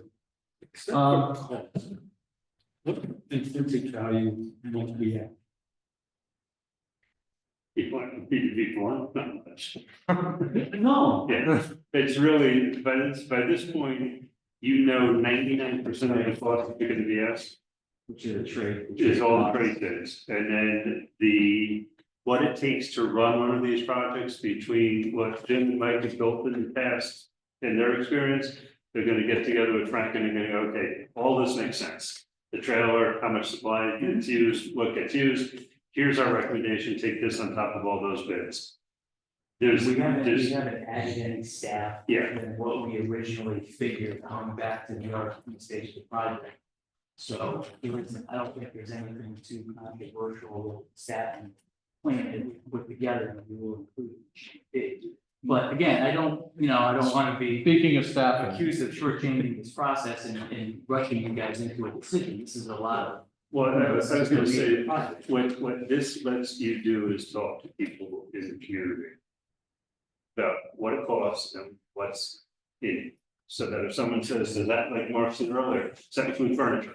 No. This is building the building, doesn't include technology, no.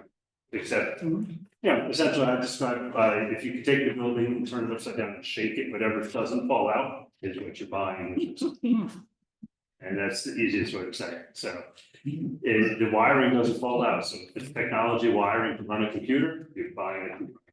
So it's one of those things you can get wrapped around the axle to save $100. What you want to do is get it so that you can understand it. And then have Frank or somebody explain to you what the questions are, so that when someone stops you in the supermarket and says, oh, I see we're building, what's it costing us, what are we getting? You know what's in that price.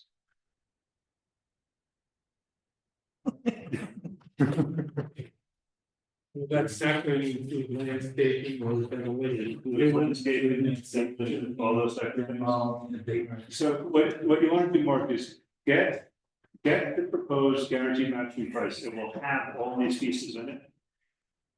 Go through it and come up with your questions like that. Send them out in advance so that everyone can get an answer. And you should be able to get through guaranteed maximum price in 15 minutes.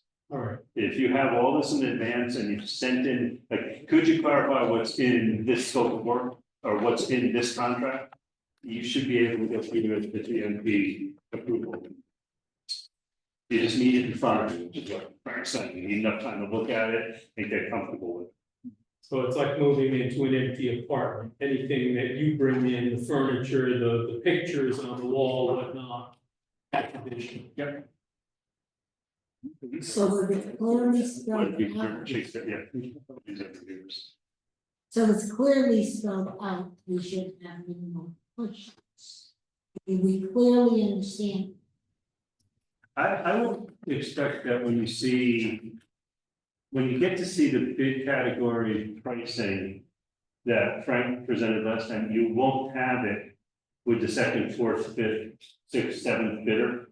So for each scope of work, you'll have a single price. Well, no, I'm saying the same thing, it should be straightforward. It should be really Straightforward, straightforward. that's what I'm saying. I mean, Yeah. this isn't like, No, it's not like what we were looking at earlier. with- that's what.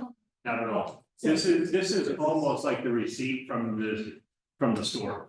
You're gonna be, Well, There's like 20 categories, Yeah. windows. it's a summary, it's a summary level report, right? It's a, basically you have a menu of items that we've included. Right, here's the menu, but what's up your project. The only questions you may have is, okay, well, it says concrete, what am I getting? Concrete, so that includes the foundation, it's the footings to support the foundation. What am I getting for masonry? So you may have those kind of questions. And we can give some explanation as to what each line and what that scope entails. each time you have that question, go back to what I said before. If it doesn't fall out of the building, you're buying it. This is the big step. This is when you vote to approve millions of dollars to go forward as a budget. So like the concrete would include like water. If it's concrete, it's in there. It's the input, yes, I mean, there's water. Right. See, there's what, 2,800 pages worth of specifications and 400 sheets of drawings. Just to document everything you buy to get to those questions.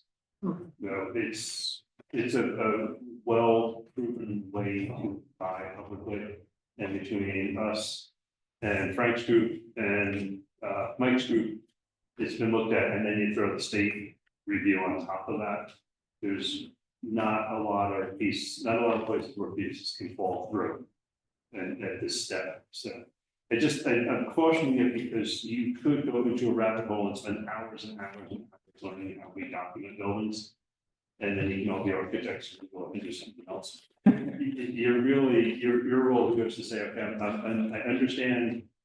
I understand what we're being asked to vote on. Because I've had it long enough to understand it and ask my questions.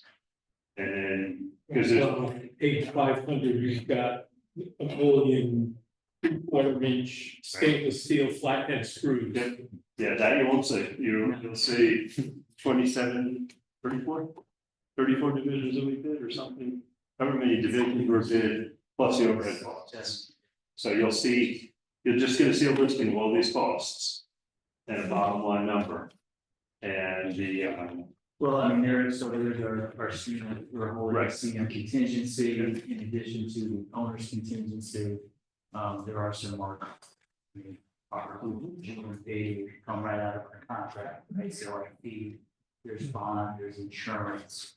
And then in addition to that general, talking about the general summary of the GMP, it's the general summary with all the costs associated with it. And then there's other exhibits that accompany the GMP, such as the list of the alternates. We'll have a separate exhibit to show all of the different costs for the 5 alternates that we priced from all the subcontractors. We will have a qualifications and exclusions page that will accompany our GMP. So there could be some discussion on some of our qualifications. A qualification would be, we only figure working Monday through Friday, so no Saturdays included in our GMP, right? So if somebody said, hey, we need to come in on Saturday, we could could say, well, we didn't figure the job that way, but we can certainly come in, but there would be a cost associated with that. Now, while I'm talking about that, I think I've got it somewhere in that agenda, but, there is an opportunity to include another allowance in GMP for both of the schools, and that is to work weekends. Given the time sensitivity of both of these projects, I would suggest that we entertain building that allowance into the project, to give us that opportunity, should we need it, to work Saturdays. We didn't originally include it in our estimate, just figuring that to be on the safe side, we might come in over budget. We asked all the subs to include a 6-day work week program in their bid. But knowing now that we are under budget, I would say it's a good idea to have that allowance, and we can tap into it if we need to try and accelerate the schedule for the school. It's not on the agenda yet, so, but I don't know, do you want to include that with the GMP? GMP? Yeah. And then we'll deal with that at that point? Yep. Okay. So if you did that, could you make up the time for Greenville? I don't know if we can pick up all the time for Greenville. I know we're, we could certainly make up time on Stanton and you know, Greenville, only because of the amount of blasting that has to be done to get to a point that would enable the foundation work. We're talking about trying to make up 2 months of the schedule. We can certainly make up some time, I just don't, I don't think. We can make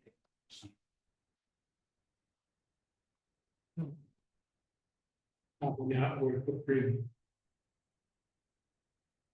If you take it out as an allowance, you don't spend it unless you use it, you need it. If you don't have it as an allowance, it's much harder to move it over later.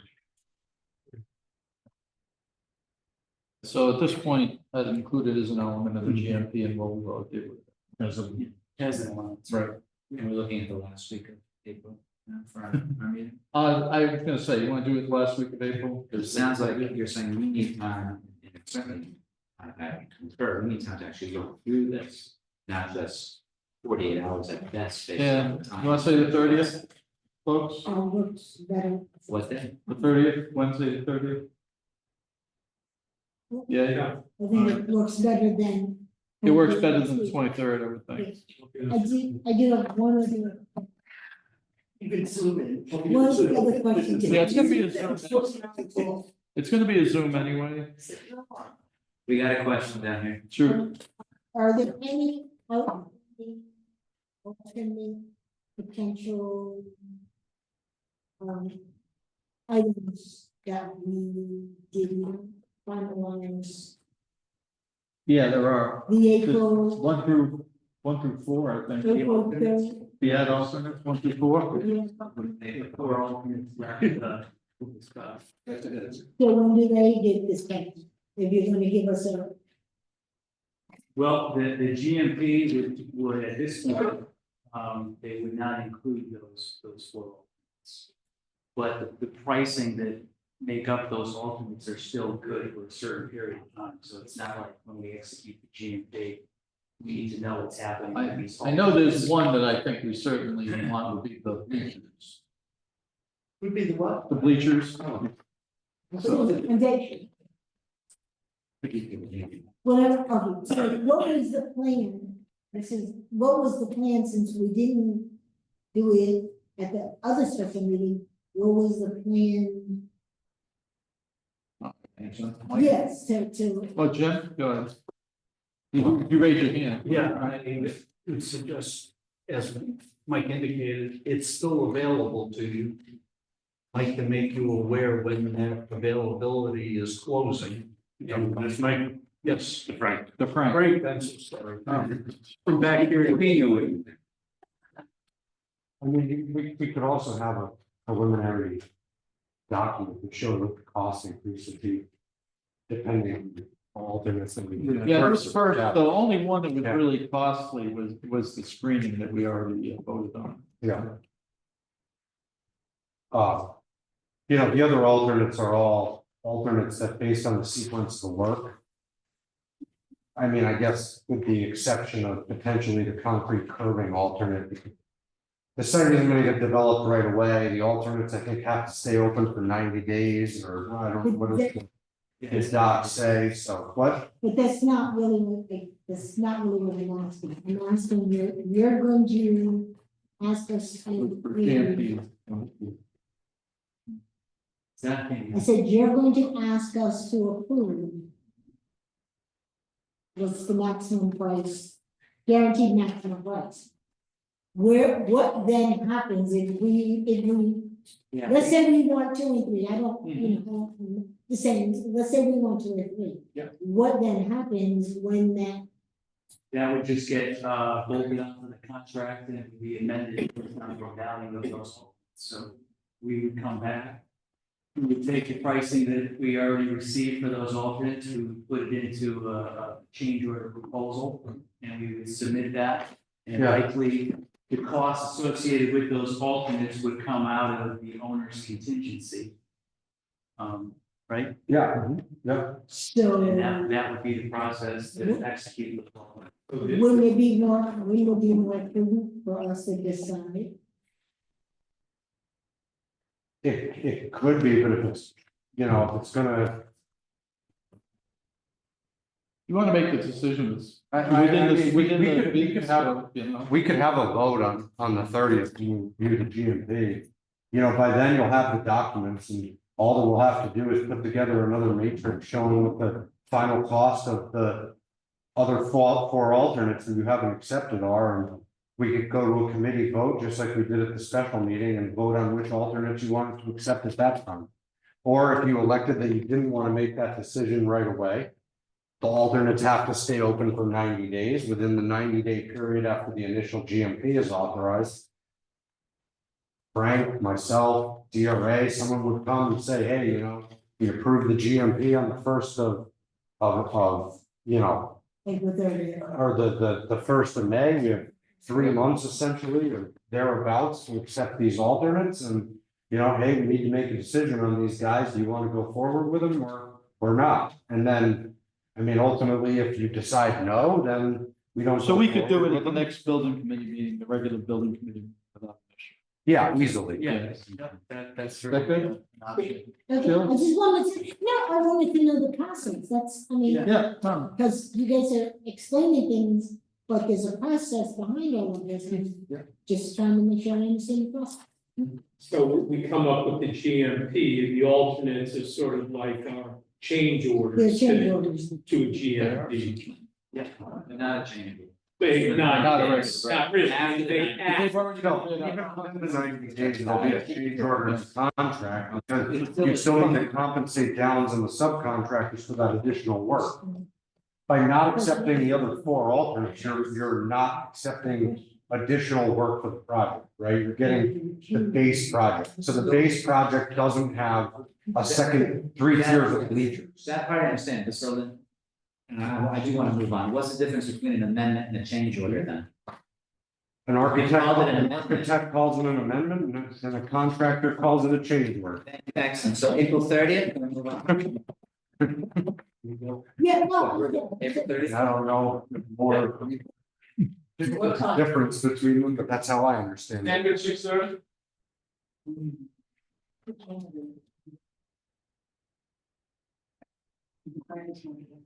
They're under here at 10.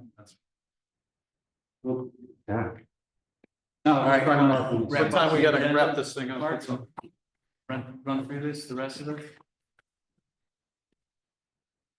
Yep. Okay, right. So, subcontract agreements, again, once we get through the GMP, we already have subcontract agreements, teed up for the trade contractors, so.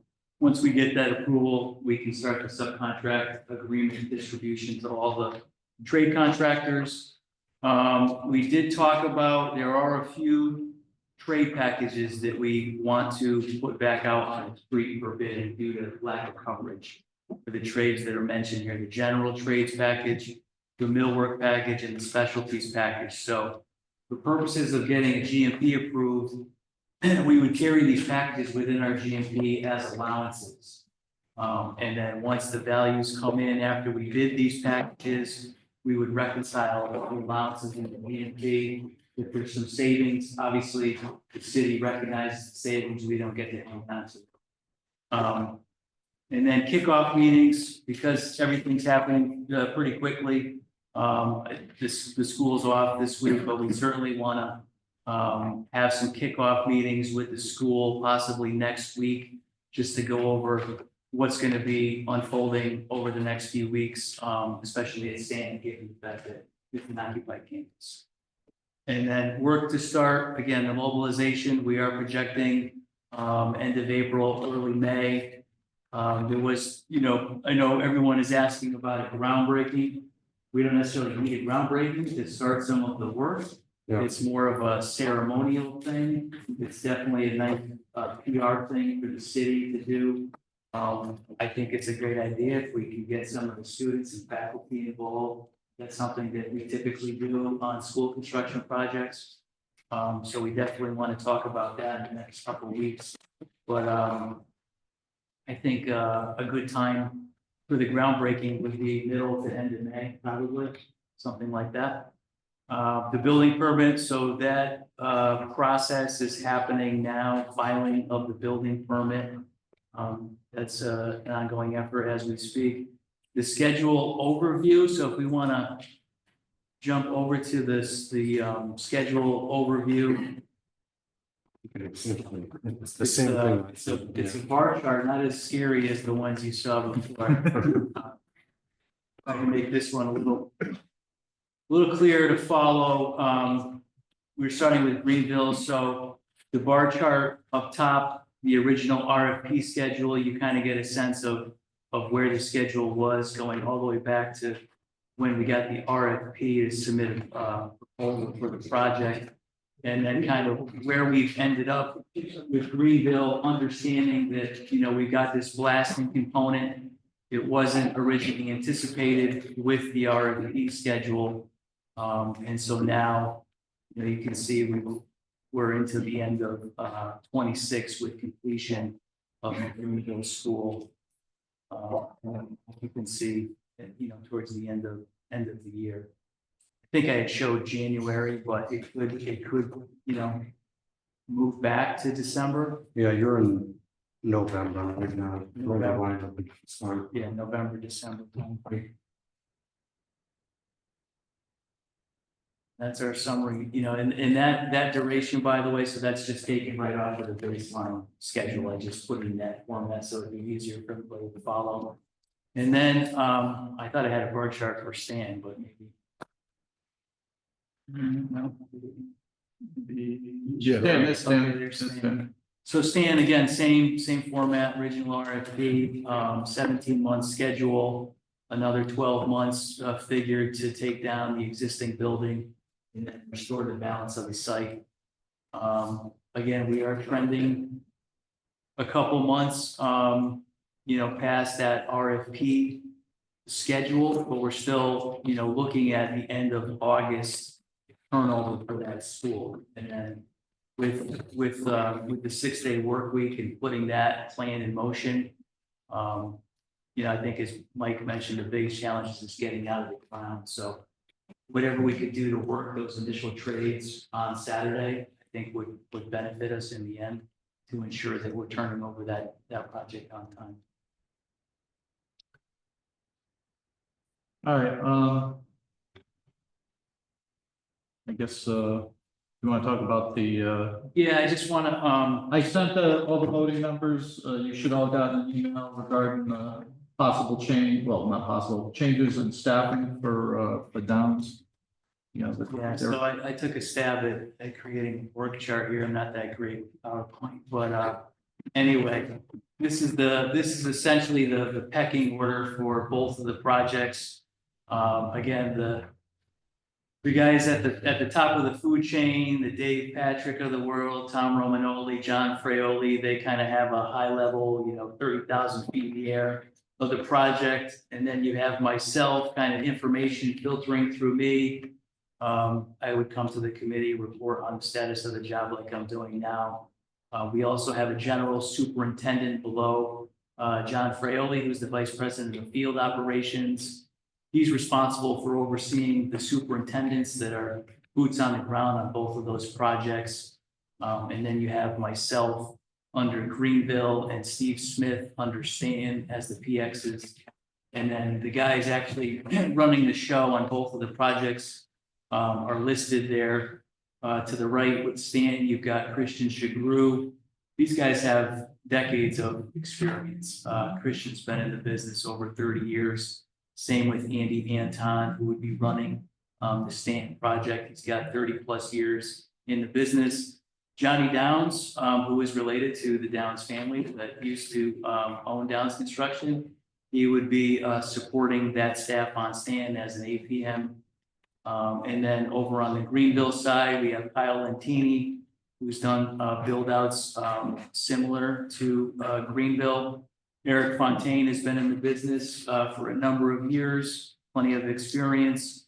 And then Alex Chikuti, he would be our APM. So again, going back to the staff that we originally figured with the RFP, this is pretty much the same structure. Some of the names have changed, but we're sticking with the same organization for both projects. Eric's in Norwich. Yeah. We did a difficult project with Eric when he was on he was a real good super. Any questions or you guys all got this file Yes, too? it's an awful picture. Jesus. How old is that? God. It's in mine. I went in uniform for a driver's license photo one time. I looked like a serial killer. All right, any other questions for me? Thank you. All right. So. Okay, O&G. I'll be quick. Did you give me a file? I did, you put them, I think you put them on. Yeah, no, I probably. It's okay, so I just got a 1-page summary and we can run through the schedule.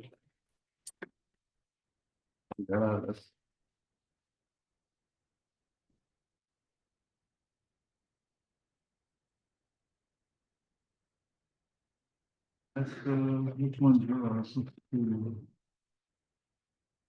Yes.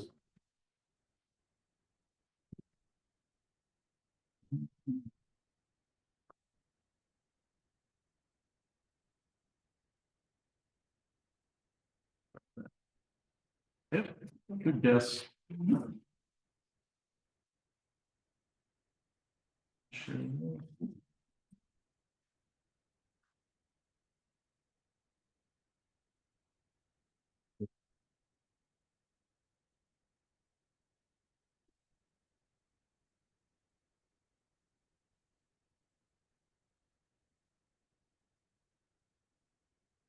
Go ahead. Okay, so it's pretty much a repeat of what you heard earlier from the DRA coordination investigation report.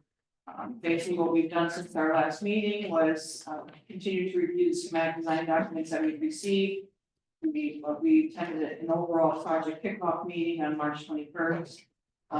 Attended an overall site review overview meeting on March 31st to discuss specific underground utility location items and started to prepare a draft pre-construction schedule and then submitted it out to the project team for them to review and input so it can be developed further.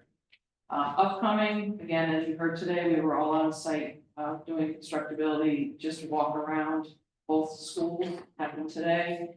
I do want to commend DRA and SLR. They have been responding to the feedback that we've given them, so it's a great team learning more. We will be revising and updating and providing to you at your next meeting what we'll call an initial pre-construction schedule.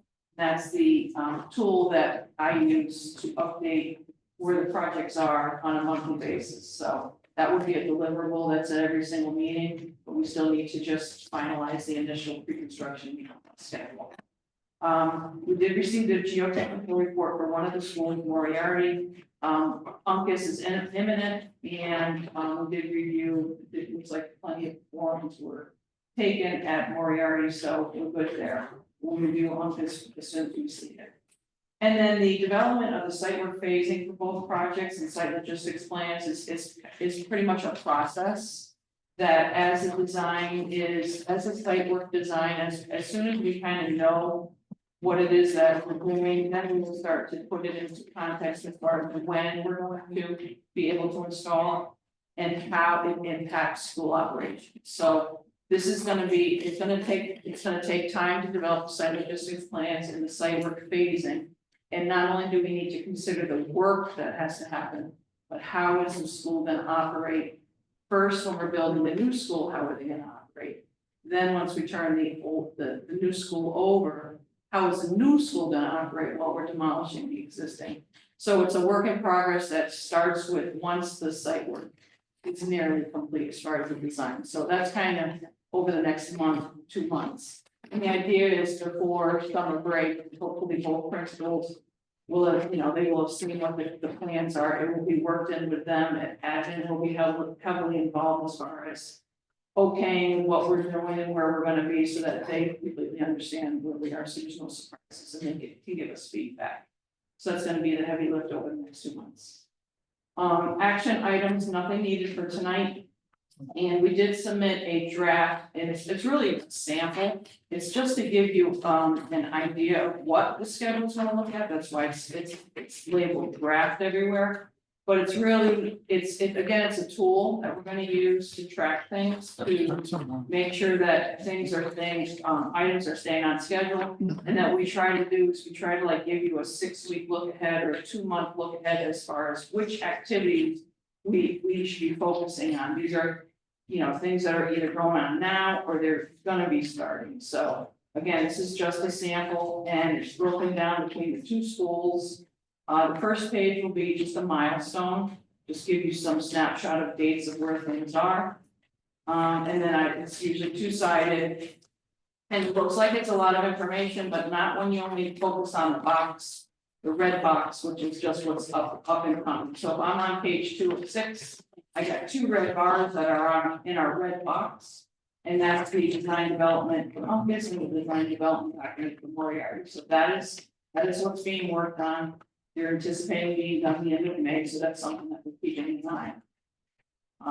Moving down to page 3, we have the traffic. I don't know if that's happening or not. It's in the draft meeting. But these are the activities we say, okay, are we working on that? Let's keep an eye on it. And let me know if I'm going too fast. As we get down to pages 4, 5, and 6, those are items that are a little earlier in the future, but we don't want to forget. So it's just an organization of fact that we all buy into, that these are when the deliverables are gonna happen. And, again, we try to stay focused on the imminent things to make sure that we are tracking them and getting ready to start. So your schedule that we hope to anticipate given to you at the next month will look like this, and it will be specifically in your. Thank you. And I don't know if you want hard copies at the meeting. Do you want hard copies or is it just electronic? If you would have them, I don't know, I'll ask. Hard copies. Hard copies. You're good with hard copies? Yeah, if it's not too much trouble, yeah. This is, I gotta say, I do like this. Okay, so It'll make it easier for. so it's close, but no cigar, as far as what this is. Right. It'll look like this. Okay. We get further into the project being actually construction project, or where it's critical buildings involved, Right, give us notice digitally. yes, because you will see, let me just pick up, for instance. Okay, so if you go on page 2. When we're getting a little further beyond design development, you'll get the construction documents, and then there's a whole bunch of reviews and after that. And you're gonna see there's a little target date, SBC and BOE joint meeting to approve the PCR document. So anything that's critical that we need you to have to be there to take the next step. That those are little milestones. If you look further up on page 2, there's DD design and estimate. acceptance. Umpis and Moriarty targeting your July date. I know that's true. I'm checking against your schedule, but. Excuse me, Mark, is what Yeah. she's, is this available to be viewed online for us to see as she's talking about it? I did give that to you. It should be, just scroll down, it should be the next page. I don't think I got. It was never sent electronically. You didn't send this electronically, right? I gave it to you tonight, Oh, but you I don't know did? where it is. Alright. There were only 2 documents. Yeah. To bring this,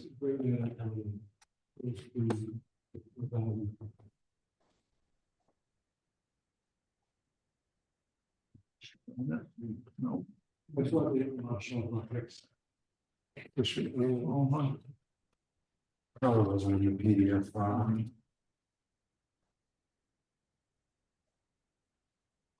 There Yeah, it there is. you go. Yeah, just. Yeah, so if you. Yeah, I can share that, I can share this thing. Okay, so you share the screen. And I'll send this out to everybody too, just so they have.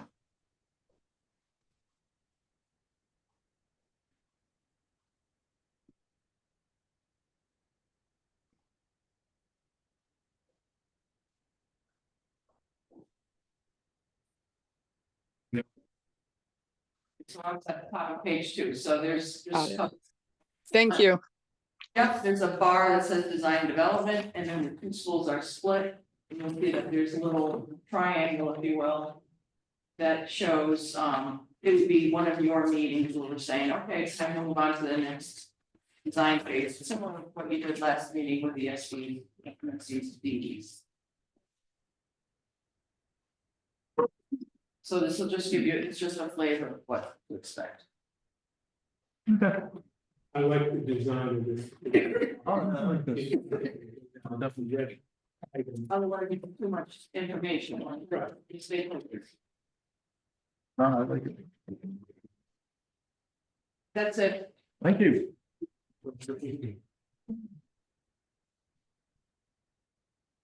All right.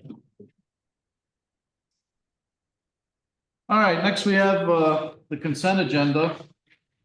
I will note that included in the consent agenda are 2 invoices for NPU, for one each for Greenville and Stanton, for $55,000 each. Those are for the transformers that we've been talking about. So they've you should have got the invoice for that also in your pre-meeting documents. So could I get a motion to approve the consent agenda for payment? Make that motion. By Stacy Gould. Is there a second by Sheila Hayes? Any discussion? Here and none, all in favor, let's see what we're going around. Ray? Yes. Stacy? Yes. Sheila? Yes. Mark? Yeah. Craig? Yes. Peter? Yes. Bill? Yes. Joe? Yes. Myself, yes. Christine DeFazio? Yes. Cindy Beauregard? Yes. Did I miss anyone? I don't think so.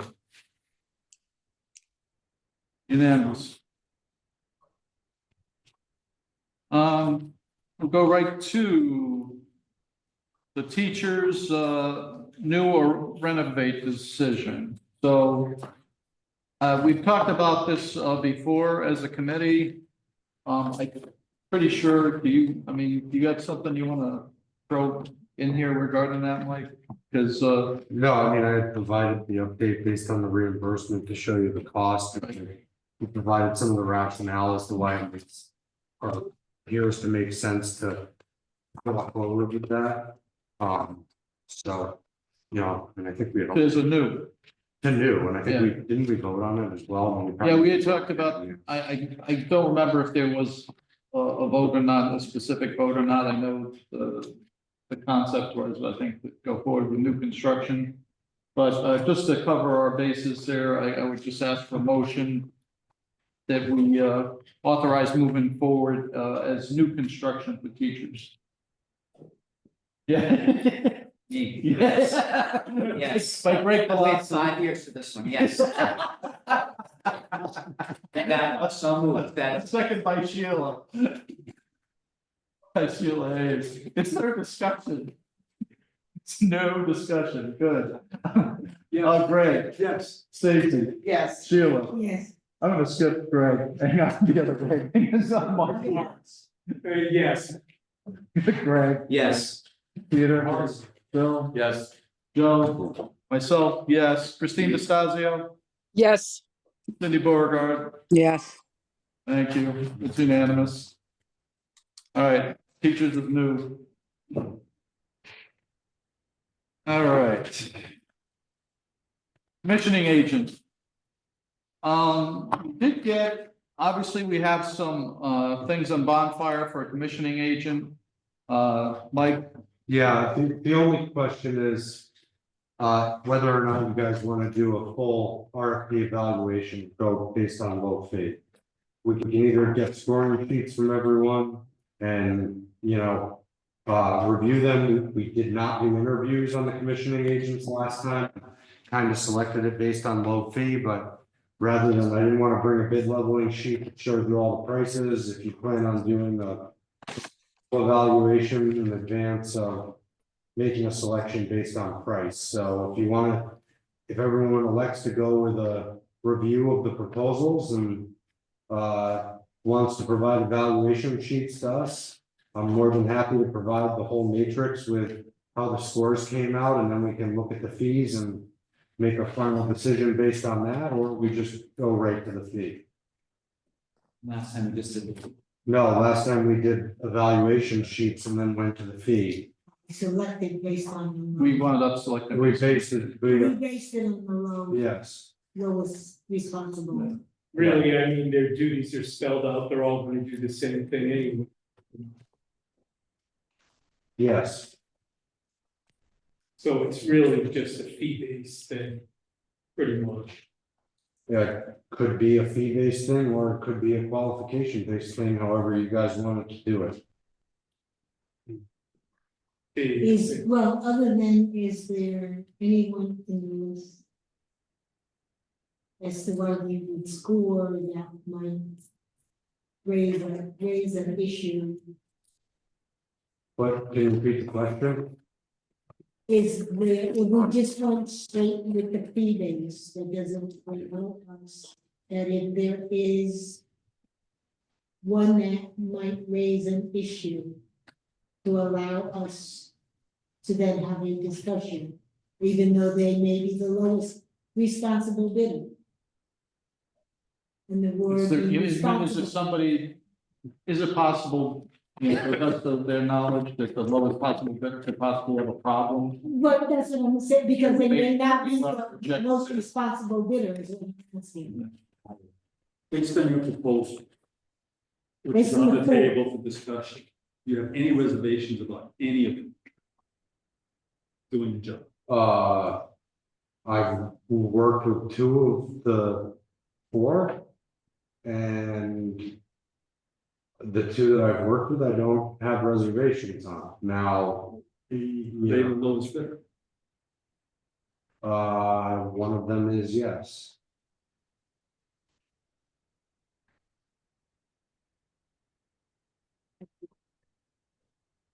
Without mentioning the names of the firm, which is good, which I would prefer. Do we know anything about the other 2? One of them didn't provide a pricing proposal, and from my analysis, they're based out of Pennsylvania. Okay, so that would be a concern. would be- Yes. Okay. If we don't know Okay. what it would cost. Right, so. Yeah. The. So it's really down to 3. Yes. Okay. Of the 3, there's quite a spread between the 3 of them.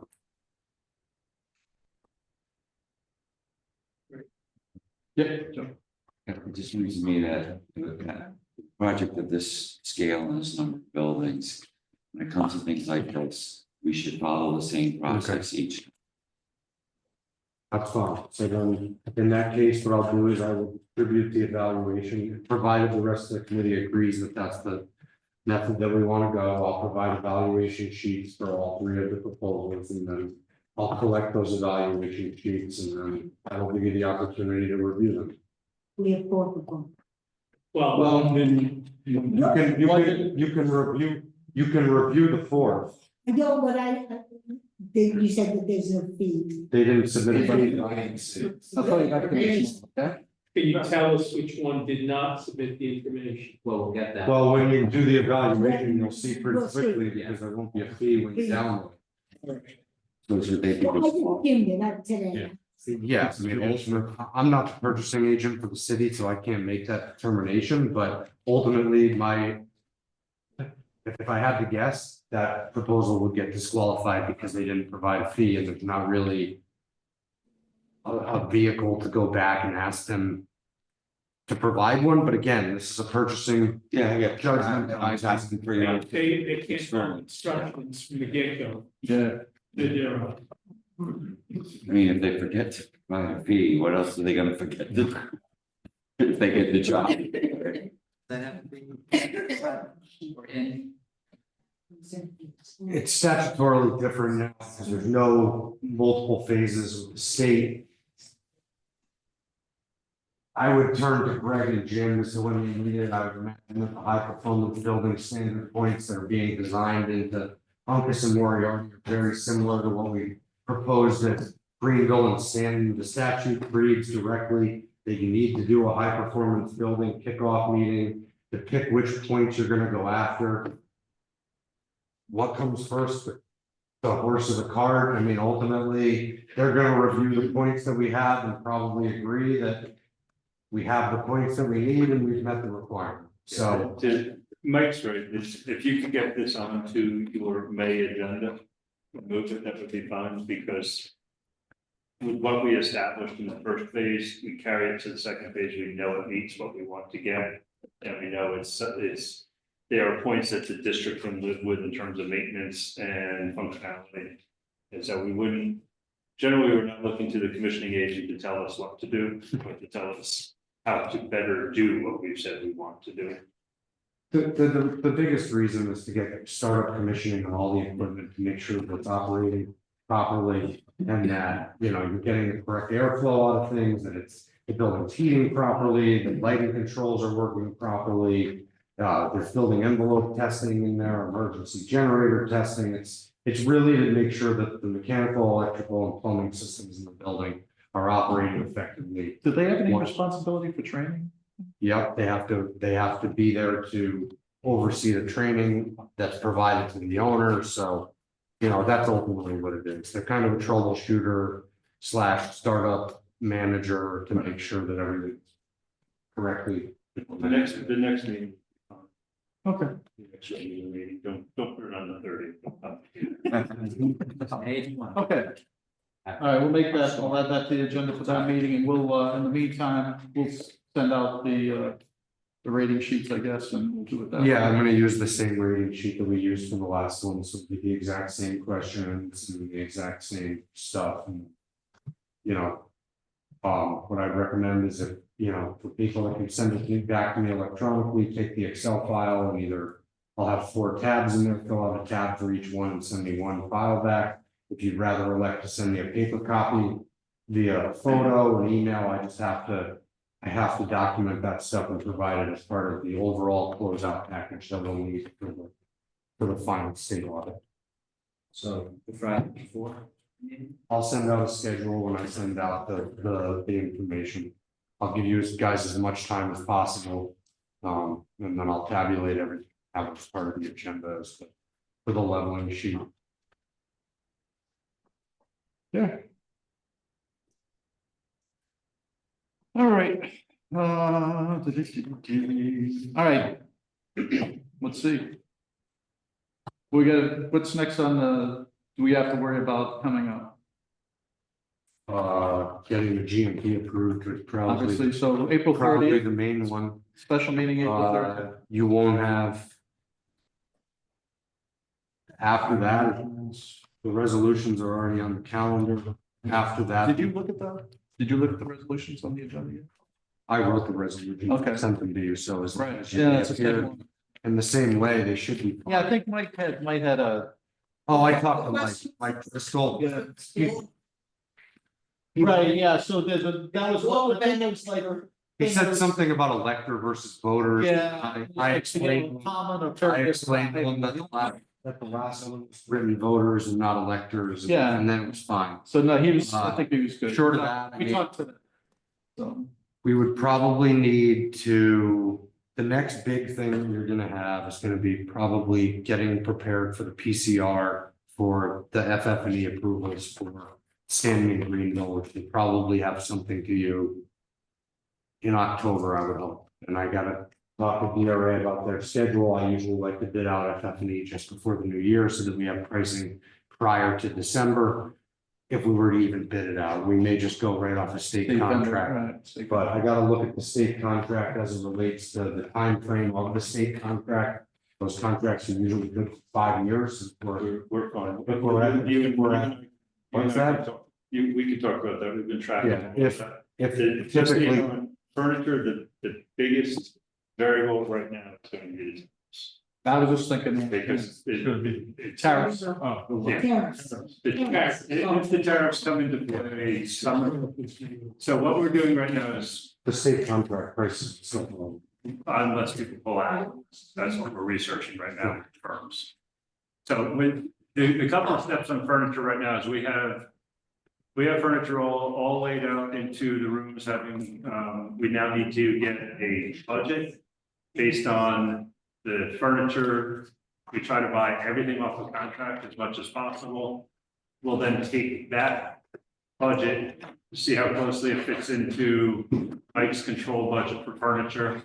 When we get a furniture selection that works in that budget, we'll sit down with Susan and her group and go through it so we don't waste anyone's time.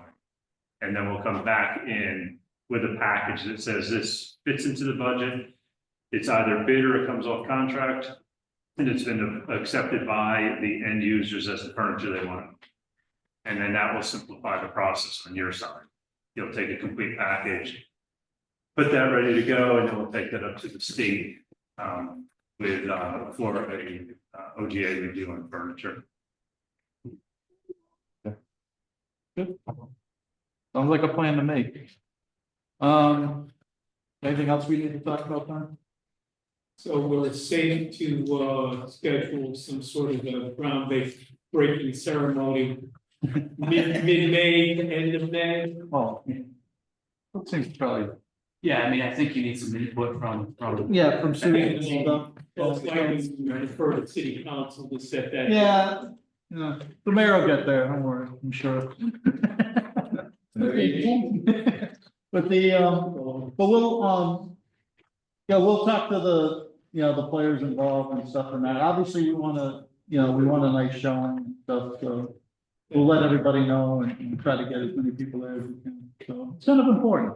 So these are big deals. Well, it's a huge. You know, at the groundbreaking, it would be nice to have pictures, if possible, the proposed buildings on display. If possible. Yeah, some sort of. we already have some Yeah. displayed works in the Stanton School now on display for the community, but we could certainly get an additional one for Greenville. You have some at Stanton, you said? Yeah, Christine, we have a couple of pictures for parents to see when they enter Stanton and for staff to see. Oh, it'd be nice to have those present at the Board of Ed meetings, when some of the public attends, have them outside in the hallway too.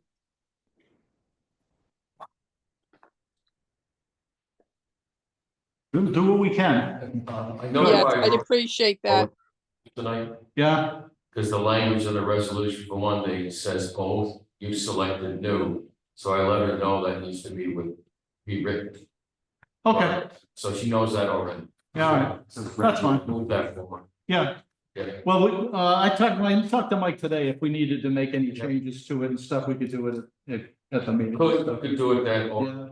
yeah, Yeah, if we can make the change now, Yeah, if we know what the change is, then make the change now by all means. And then, but anything else we need to do, based on Mike's recommendations, we'll be with him. okay.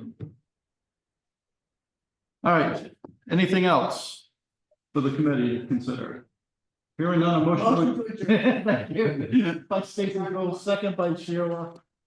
Let's see, all in favor? Greg? Stacy? Yes. Yes. Sheila, Mark? Yes. Greg? Yes. Peter? Bill? Yes. Joe? Myself, yes. Cindy? Yes. Let's see, Christine? Yes. And I think that covers it. Stand adjourned at 9 p.m. sharp. Thank you very Good much. night, everyone. Thank you. Good night, everyone.